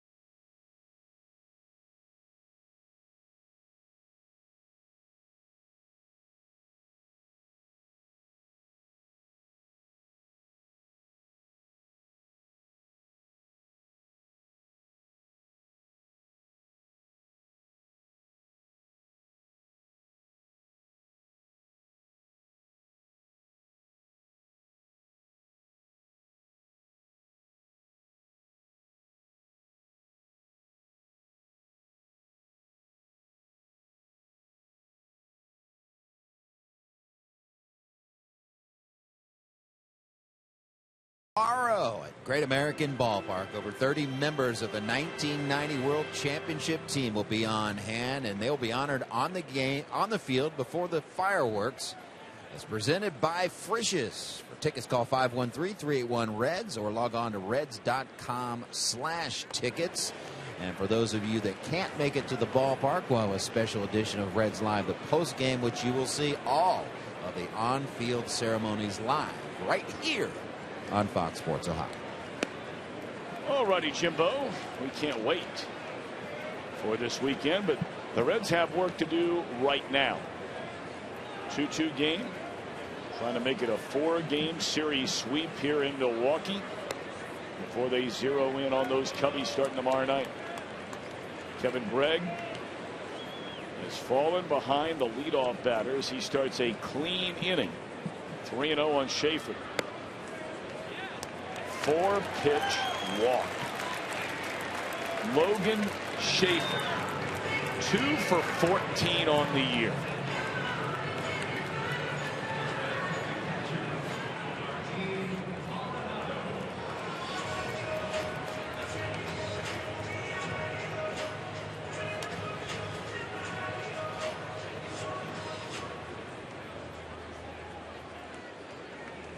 They will pinch hit for Loge. They have Jonathan Broxton getting loose in the bullpen. It's almost as though Votto was caught off guard there. His reaction after getting the out. I don't know if he wasn't given the defensive strategy here or what the case might be, but I don't think that should surprise anybody that they would bunt there. Are you surprised? No. Well, he was holding the runner on, and I don't think he just did not come in as quickly as he did last time. Remember the last time it was bunted by Kyle Loesch, the pitcher, you knew full well that it was going to be a bunt. But he got the out of first base. I don't think even if he anticipated it, he was going to get Schaefer going into second, given Schaefer's speed. Schaefer runs very well. And here's Gerardo Parra. With a go-ahead run at second base. Gregg continues to miss to the left-handed batter. Missed 4 in a row away from Logan Schaefer, and that one away from a left-handed batting Parra.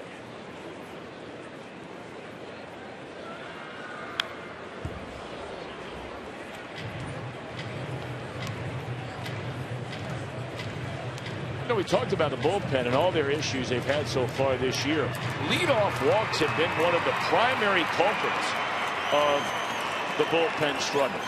And really it's across the board for every one of them, except, of course, Aroldis Chapman. Well, it usually is, Tom. I mean, the old 80% rule that you hear from pitching coaches all the time, they try to scare you into not walking the leadoff man. They say, 80% of those guys come around to score, and sometimes you think it's really that high.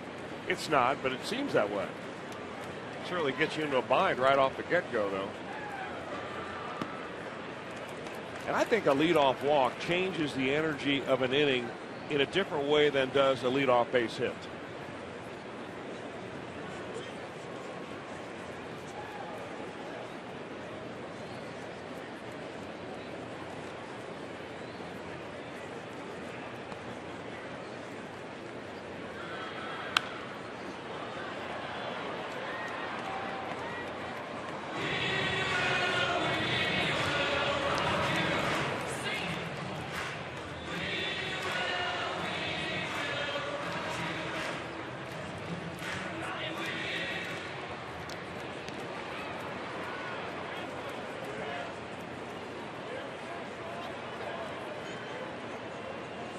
Two and two to Parra.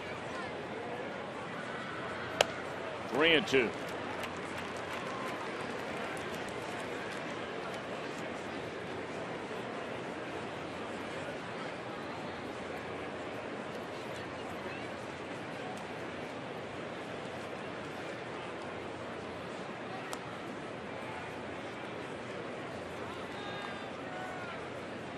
Kyle Loesch, 7 excellent innings today.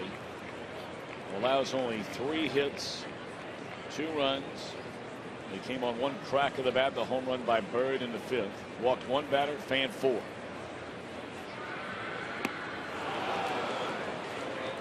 2 away. Nice pitch right there for Kevin Gregg. He went away, and then in on Gerardo Parra and was able to slip that fastball right by him. Perfectly placed, and that'll be our strikeout pitch brought to you by Cholula, our flamethrower. 92 miles an hour by the veteran Kevin Gregg.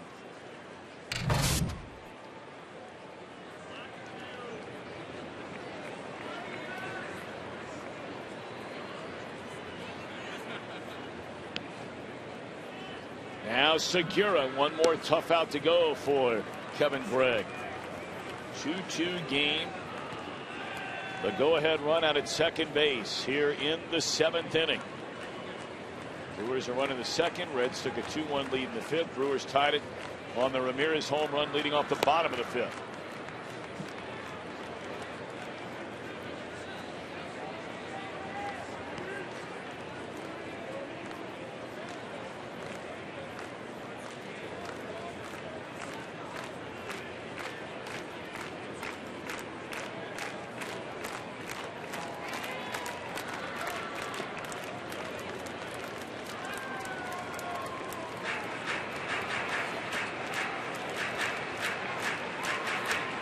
You have Herrera next. He is a switch hitter. There is not a soul getting loose in the Reds bullpen, and this is something Brian Price has talked about.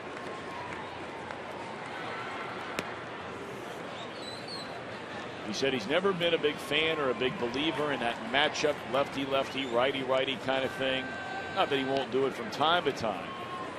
But he said, look, some of these guys that start an inning, they've got to be able to get 3 outs and finish an inning. Manny Parra now is beginning to throw a little bit down the bullpen. Maybe in anticipation of a couple of batters away. Adam Lynn. He sits center field. They're going to wave around the runner. Here comes a throw from Billy Hamilton. And the Brewers have a 3-2 lead. A leadoff walk comes in to score.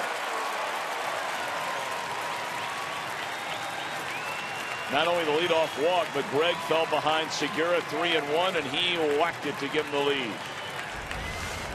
Kid's a pretty good fastball hitter. There's no doubt about it. That ball came right back over the center cut of the plate. Schaefer runs very well, as we mentioned, and he just outran that play by Hamilton.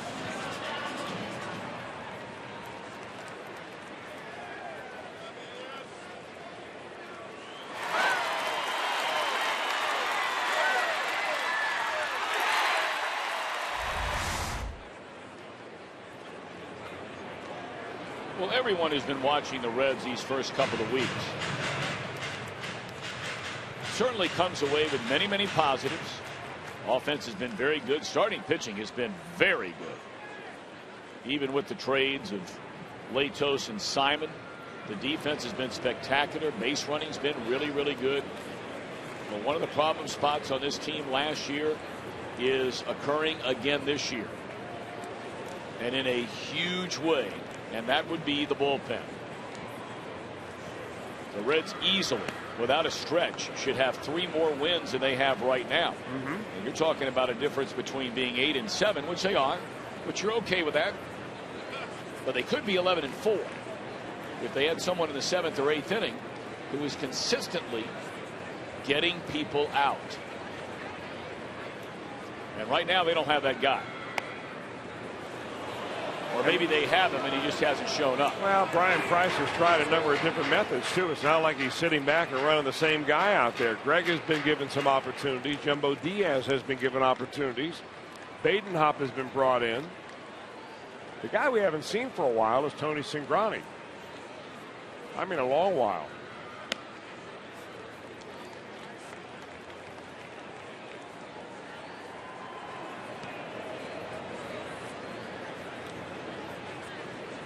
He's still here. There you see him.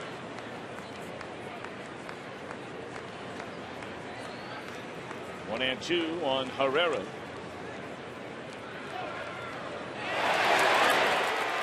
Pitch in the dirt. The runner's going to go all the way to third, standing up.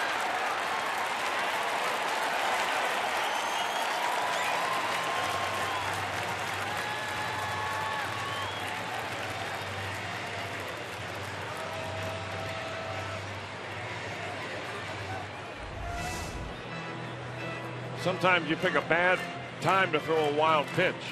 And when the runner is running, it gets away from Tucker Barnhart so much, it ends up being a stolen base and a wild pitch.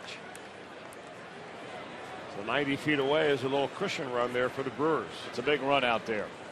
Big run. You're going to have to try and come back against Broxton and Rodriguez in that Brewers bullpen. Well, a big really next couple of pitches here to Ilian Herrera, because after that you've got Ryan Braun and Adam Lind.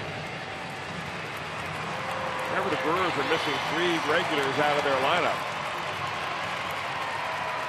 Their number 3 hitter is out. That goes flying on a swing and a miss. A leadoff walk, a 4-pitch walk to Schaefer. Sets the table for the tie-breaking hit by Segura.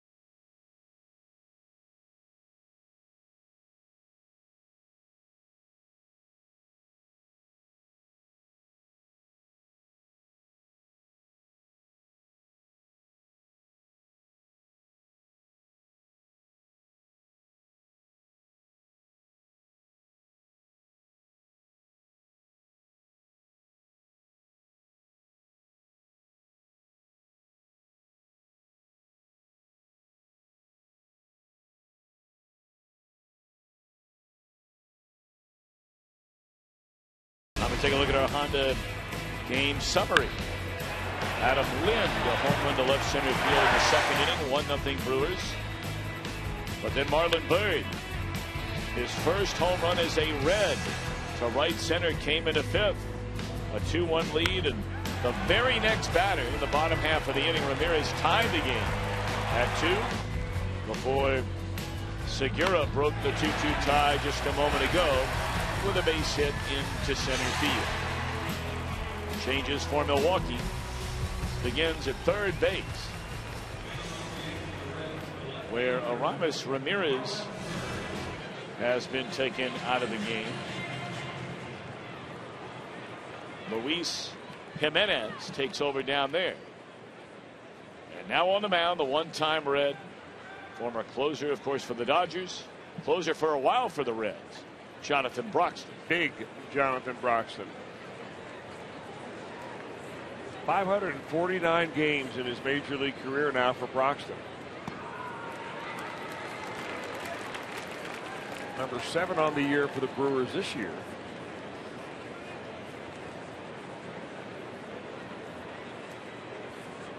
Coming off a very fine 2014 season. Of course, he began the year this time a season ago. He was the Reds closer after Aroldis Chapman took that line drive off the face during spring training. And then by the time we reached the end of July, the Reds had fallen out of the race after starting July very much in it. And they traded Broxton inside their division. And the players they received in that deal, at least right now, will be a little while before they'll be at the big league level. Byrd, a rocket one-hopper played by Herrera, who caught it in the 2nd inning.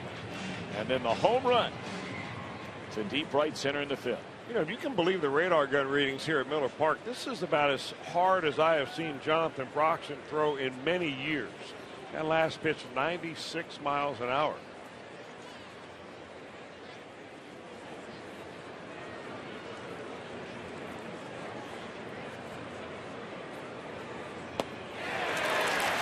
fell out of that one. Pretty nasty slider.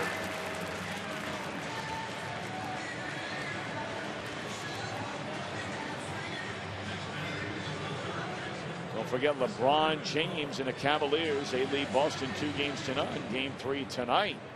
You can watch it right here on Fox Sports Ohio. Cavaliers live.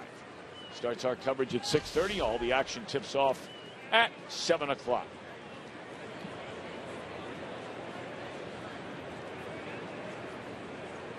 Reds starting to run out of outs. Down a run here in the 8th.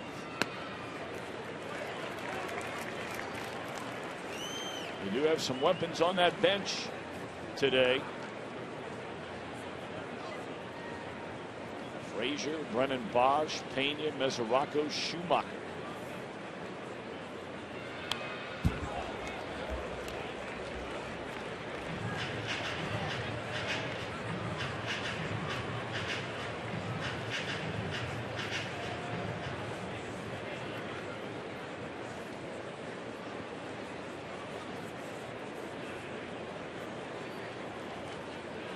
Reds only 3 hits in the game, and they came in the 4th and 5th innings.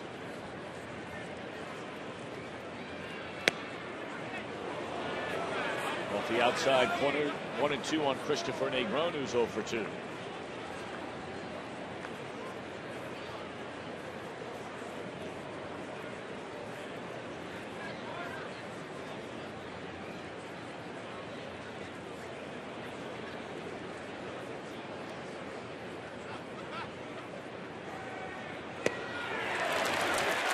Came right back with it.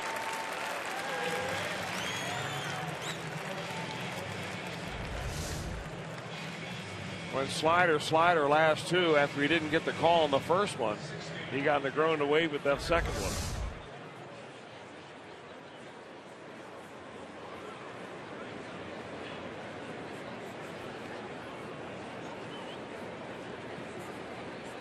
Two away now for Tucker Barnhart. 0 for 2 today. A strikeout and a ground ball to second base.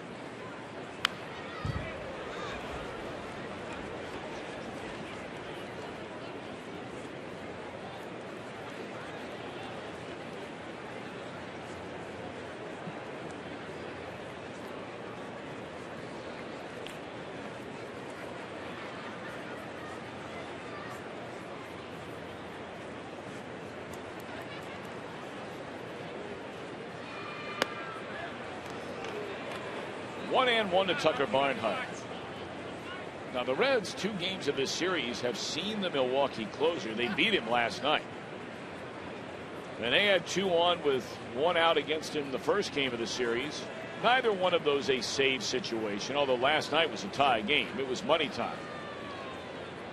And the Reds beat Francisco Rodriguez. 2-1 on Barnhart. Boy, Broxton keeps looking in there to Angel Hernandez, peppering that pitch almost to the identical spot, not getting the call twice in a row.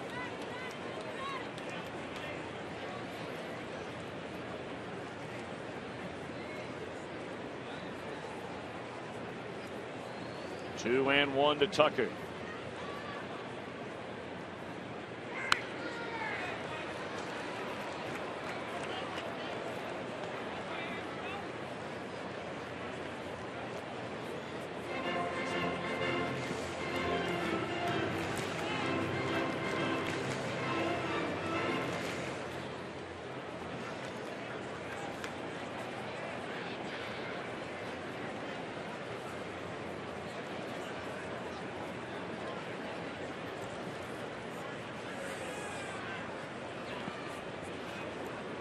Good eye there by Tucker. 3 balls and 2 strikes. Brennan Bosch is hoping for a chance on deck. Reds down a run with 2 away and nobody on here in the 8th inning.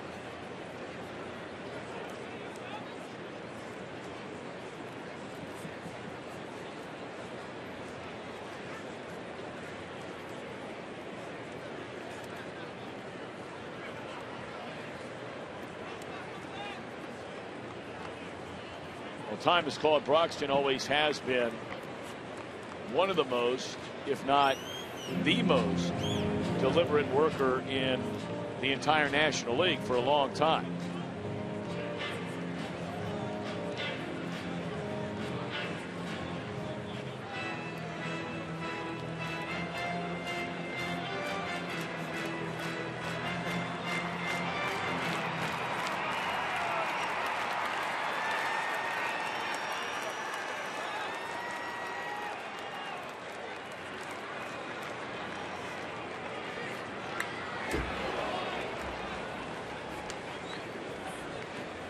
I would say that Broxton is in the top 5 in that category, although I think he's got a ways to go before he catches Rafael Betancourt. You're right.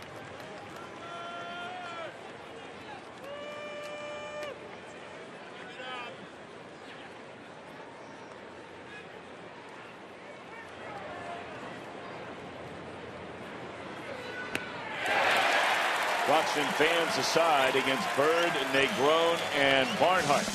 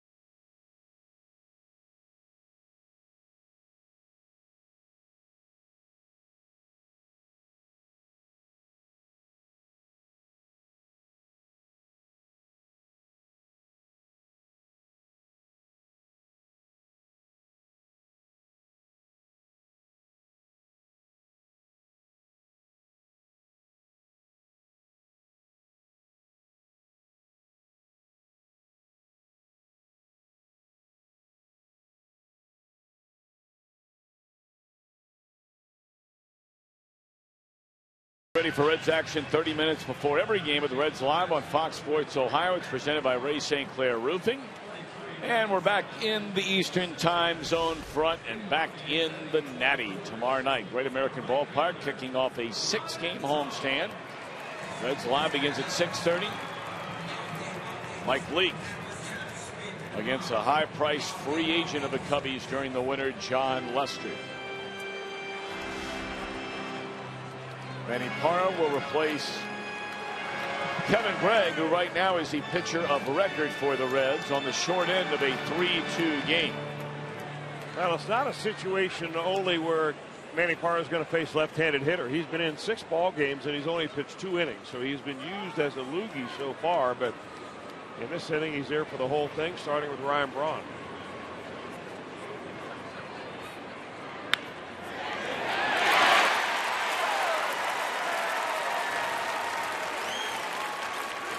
One pitch, one hit.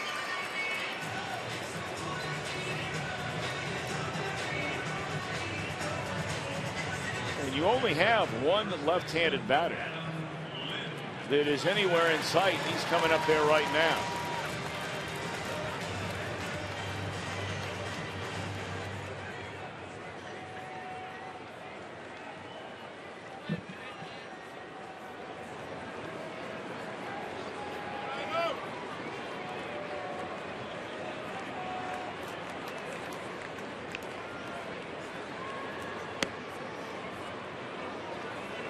I don't know what Aroldis Chapman is throwing against that wall out there, but whatever it is, they might need some masonry work done at the end of this series.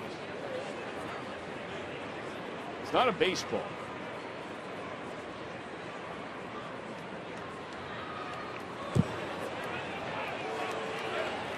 Wait a minute, what's the call here now? Foul ball. Foul ball.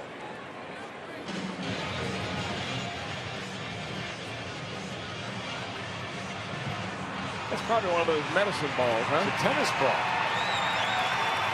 It's a very large tennis ball.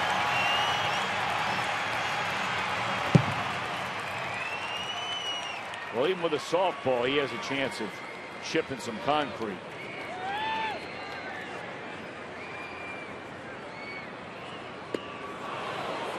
looking pitch there by Parra. Well, he just abused Lynn in that at bat. I would imagine that if Aroldis Chapman would identify that particular ball, he could sell a few of those.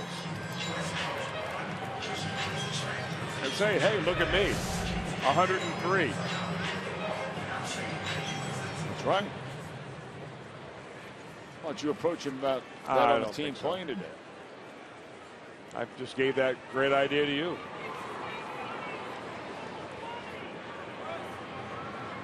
Maybe I'll run and buy him. It's worth what you paid for it. And here is Chris Davis. Well, this is these are big batters for Manny Parra. Well, this is the dangerous batter, really, in my mind, for Parra. Braun and Davis. Home run power, loves to spin on a fastball. And he'll take a good hack at just about anything straight that he sees.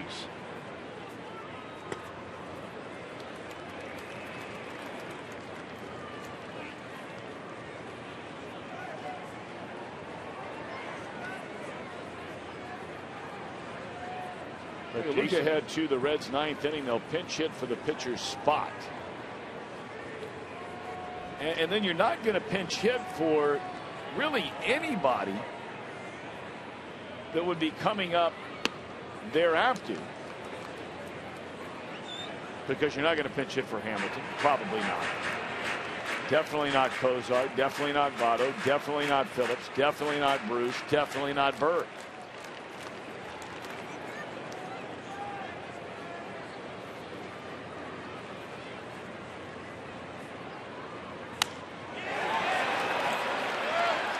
Bruce with a diving play. Hopefully he's okay. It's always you worry when you see a player roll over like Bruce just did. We remember a few years ago he broke his wrist on a similar play out in right field. This is our Miller time moment brought to you by Miller Lite. I thought this ball off the crack of the bat was going to fall in there. Bruce got a good jump, comes right in there, very aggressive. He may have jammed his arm a little bit, but he waved off any attention he was going to get from the trainer. Maybe knock the wind out of him. Well, those are always so scary because, you know, when you lay out like that, and obviously your momentum when you dive forward, depending on how you catch it, can get the wrist turned underneath your body and then the weight comes down. That's how Bruce broke his wrist a couple of years ago. You jam the shoulder. Well, you know, it's a play that you never practice. So it's an instinctive play that you're mainly going after the ball. This is in New York against the Mets. He goes down, the glove gets underneath his wrist, and that resulted in a broken wrist and a long stint on the DL for Jay Bruce.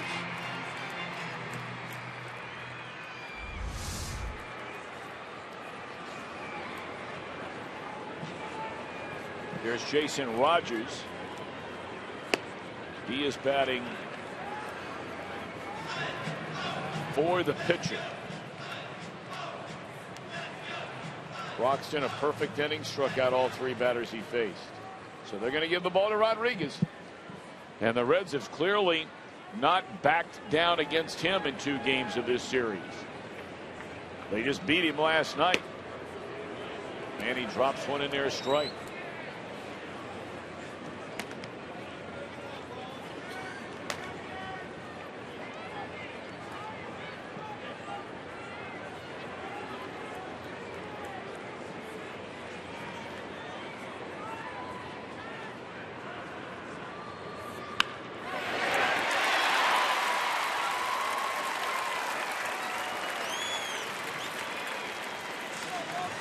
Well, much like the last inning, as we talked about, and Brian Price saying that, you know, he didn't want to start having a matchup lefty, lefty, righty, righty, that it would be put upon some of these relievers to start a clean inning and to get through an inning. Greg could not get through the inning without giving up a run in the 7th. And now Parra needs one more out to get through this 8th. You have a left-handed batter in Schaefer, who will bat here with 2 on and 2 out. Maldonado is next, a right-handed hitter.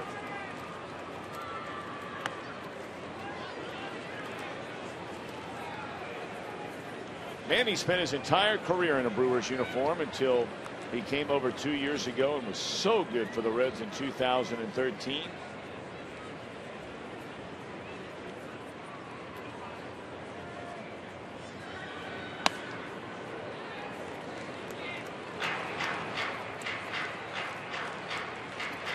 Well, Schaefer does not get the bat against left-handers very often. I mean, the Brewers are very short-handed right now. But in 136 plate appearances last year, only 16 of those were against lefties. So they made a habit of getting him out of there against the southpaw. This year, I think he's only had 2 at-bats against left-handers.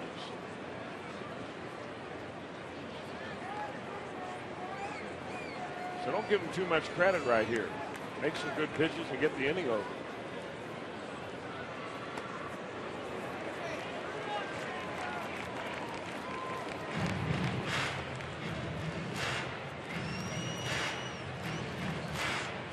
Of course, it is frequently said if you fall behind 2-0 and 3-1 that lefty-lefty advantage is negated. We haven't reached that point yet. It is 2-1 in favor of Schaefer.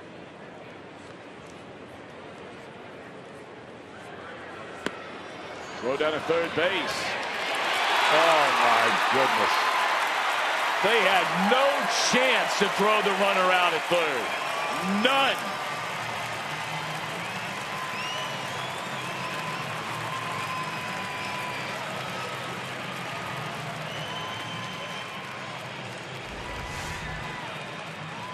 Well, a big jump right there, as you see, and the problem with this play is that the third baseman and the ball and the runner get there oftentimes all at the same time. And if the throw is a little bit offline, the third baseman is trying to catch it on the run. This time he's got to lean back the wrong way to get it. It gets by Negron. Ryan Braun comes in, and it's a 2-run game. Stolen base and an error. Error on Negron.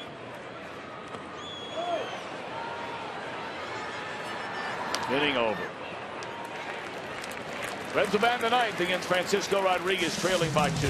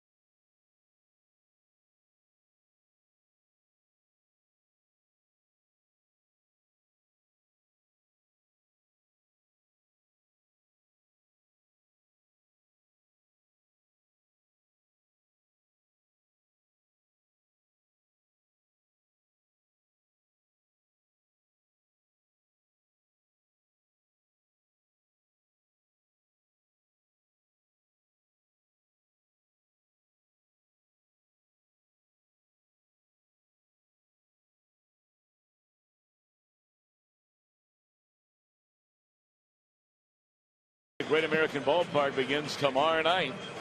The 25-year reunion of the 1990 wire-to-wire world champions. As many as 30 of them will be on the field, including Larco, Sabo, Davis. Now tomorrow that'll be post-game at the conclusion of the game before the fireworks show starts.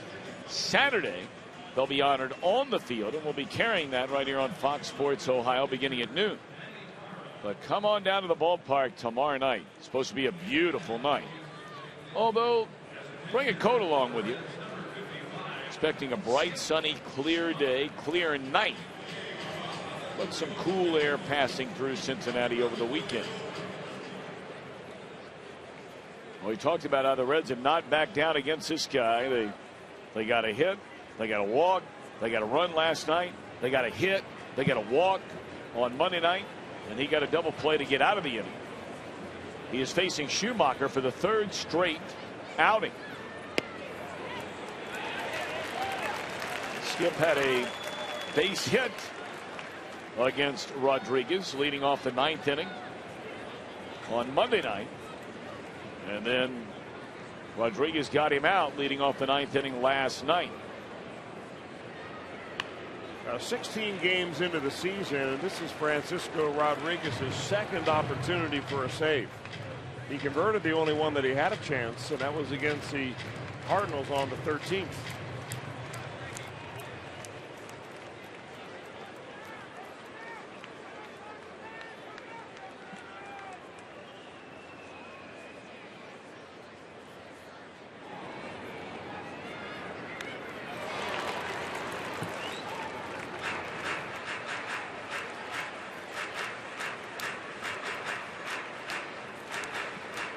Loesch, the pitcher of record for Milwaukee.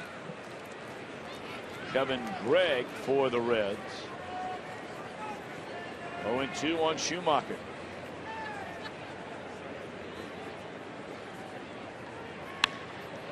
Line drive into left. Caught. Boy, he hit that ball hard. And he hit it probably too hard.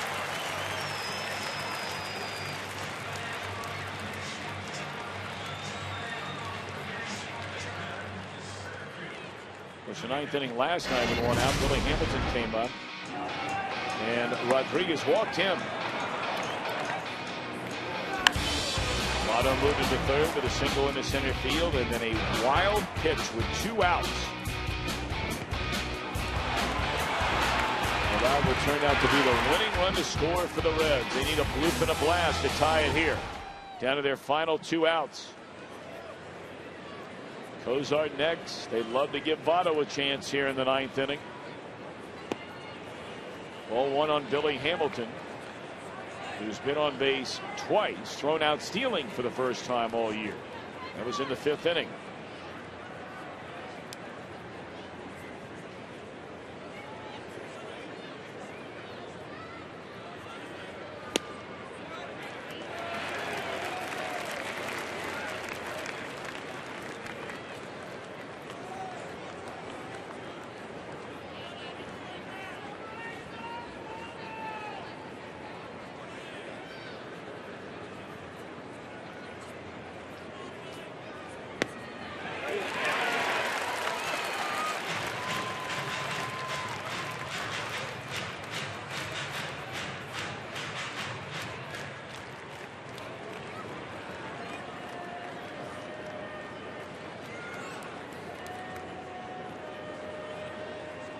One ball, 2 strike pitch coming to Hamilton. And the Reds are down to their final out.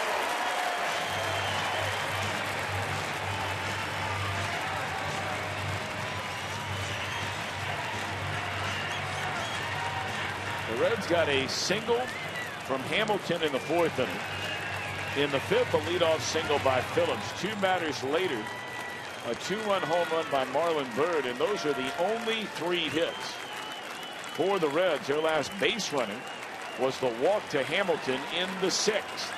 Here's Cozart trying to get a board for Votto.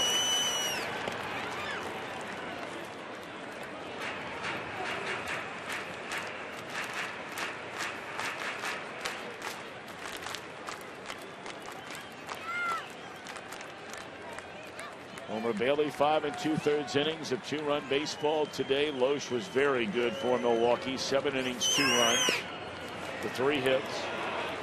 Roxton a perfect 8th inning, fanning the side. Kevin Gregg walked the leadoff batter in a 2-2 game in the 7th, and he would eventually come in to score to break the tie. Here's a 2-0 to Zach. In their strike.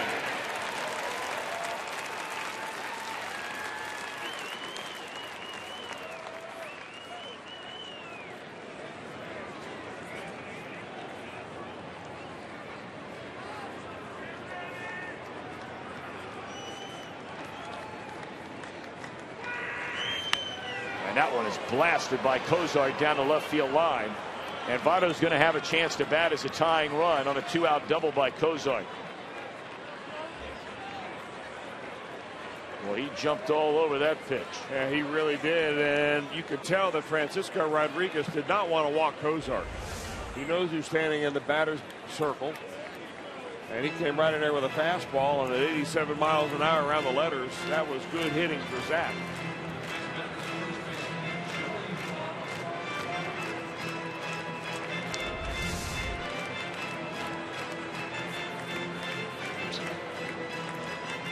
So now Votto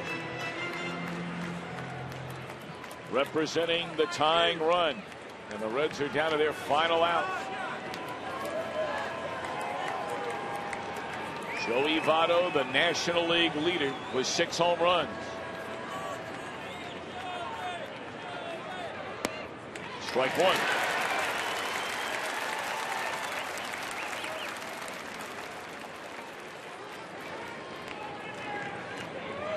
Votto today hitless in 3 at-bats, all of those at-bats against starter Kyle Loesch.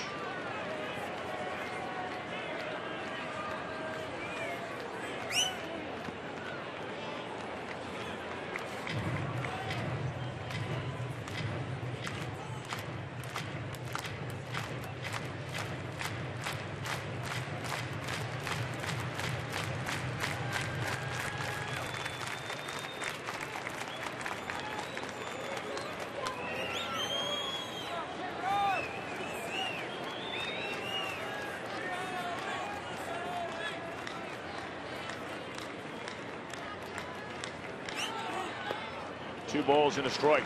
After first pitch fastball, Rodriguez is trying to fool him. Trying to get Votto to chase a off-speed pitch down the dirt. Something he does not do very often.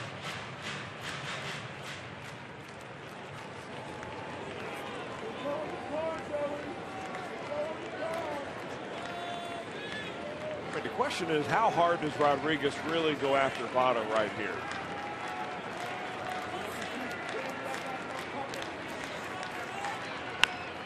Oh, boy. He had a good cut at that pitch. A little late on a breaking ball, but late because he's trying to drive the ball the other way, and when it's breaking in on you like that, sometimes you got to get that ball out in front of the plate to hit it right. Most of the pitches that Votto has hit the other way for home runs have been middle or middle away. And a lot of them have been fastballs. The curveballs, he's hit the center field or the right center field. 2-2 to Votto. He set up inside. And a check swing. And was able to make contact. Looked like Maldonado was trying to induce Rodriguez to throw that fastball up in the strike zone and try to get Votto to chase. Yeah, and Rodriguez is smart about just not throwing it up, but throwing it in and up. If you've got a guy protecting the plate, fouling off pitches the other way, the high inside fastball is a tough one to get to. 2-2 once more. Pulled foul on a breaking ball, and Lind is standing right next to that first base line. Yeah, but look at the difference in the aggressiveness of the swing on that pitch. And Votto took a hack on that compared to the fastball. I mean, he unloads on that. That does not look like a 2-strike swing right there. That's a pitch that he's thinking, man, I'd like to have back again. Tying run in the plate, 2 outs in the ninth. Reds down 2. And a bouncer to the right side should do it. And the Brewers win their first game out of 4 in this series.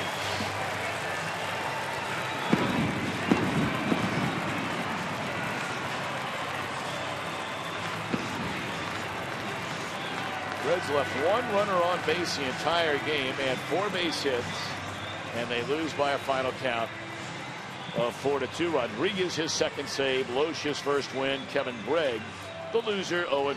Back with more in a moment.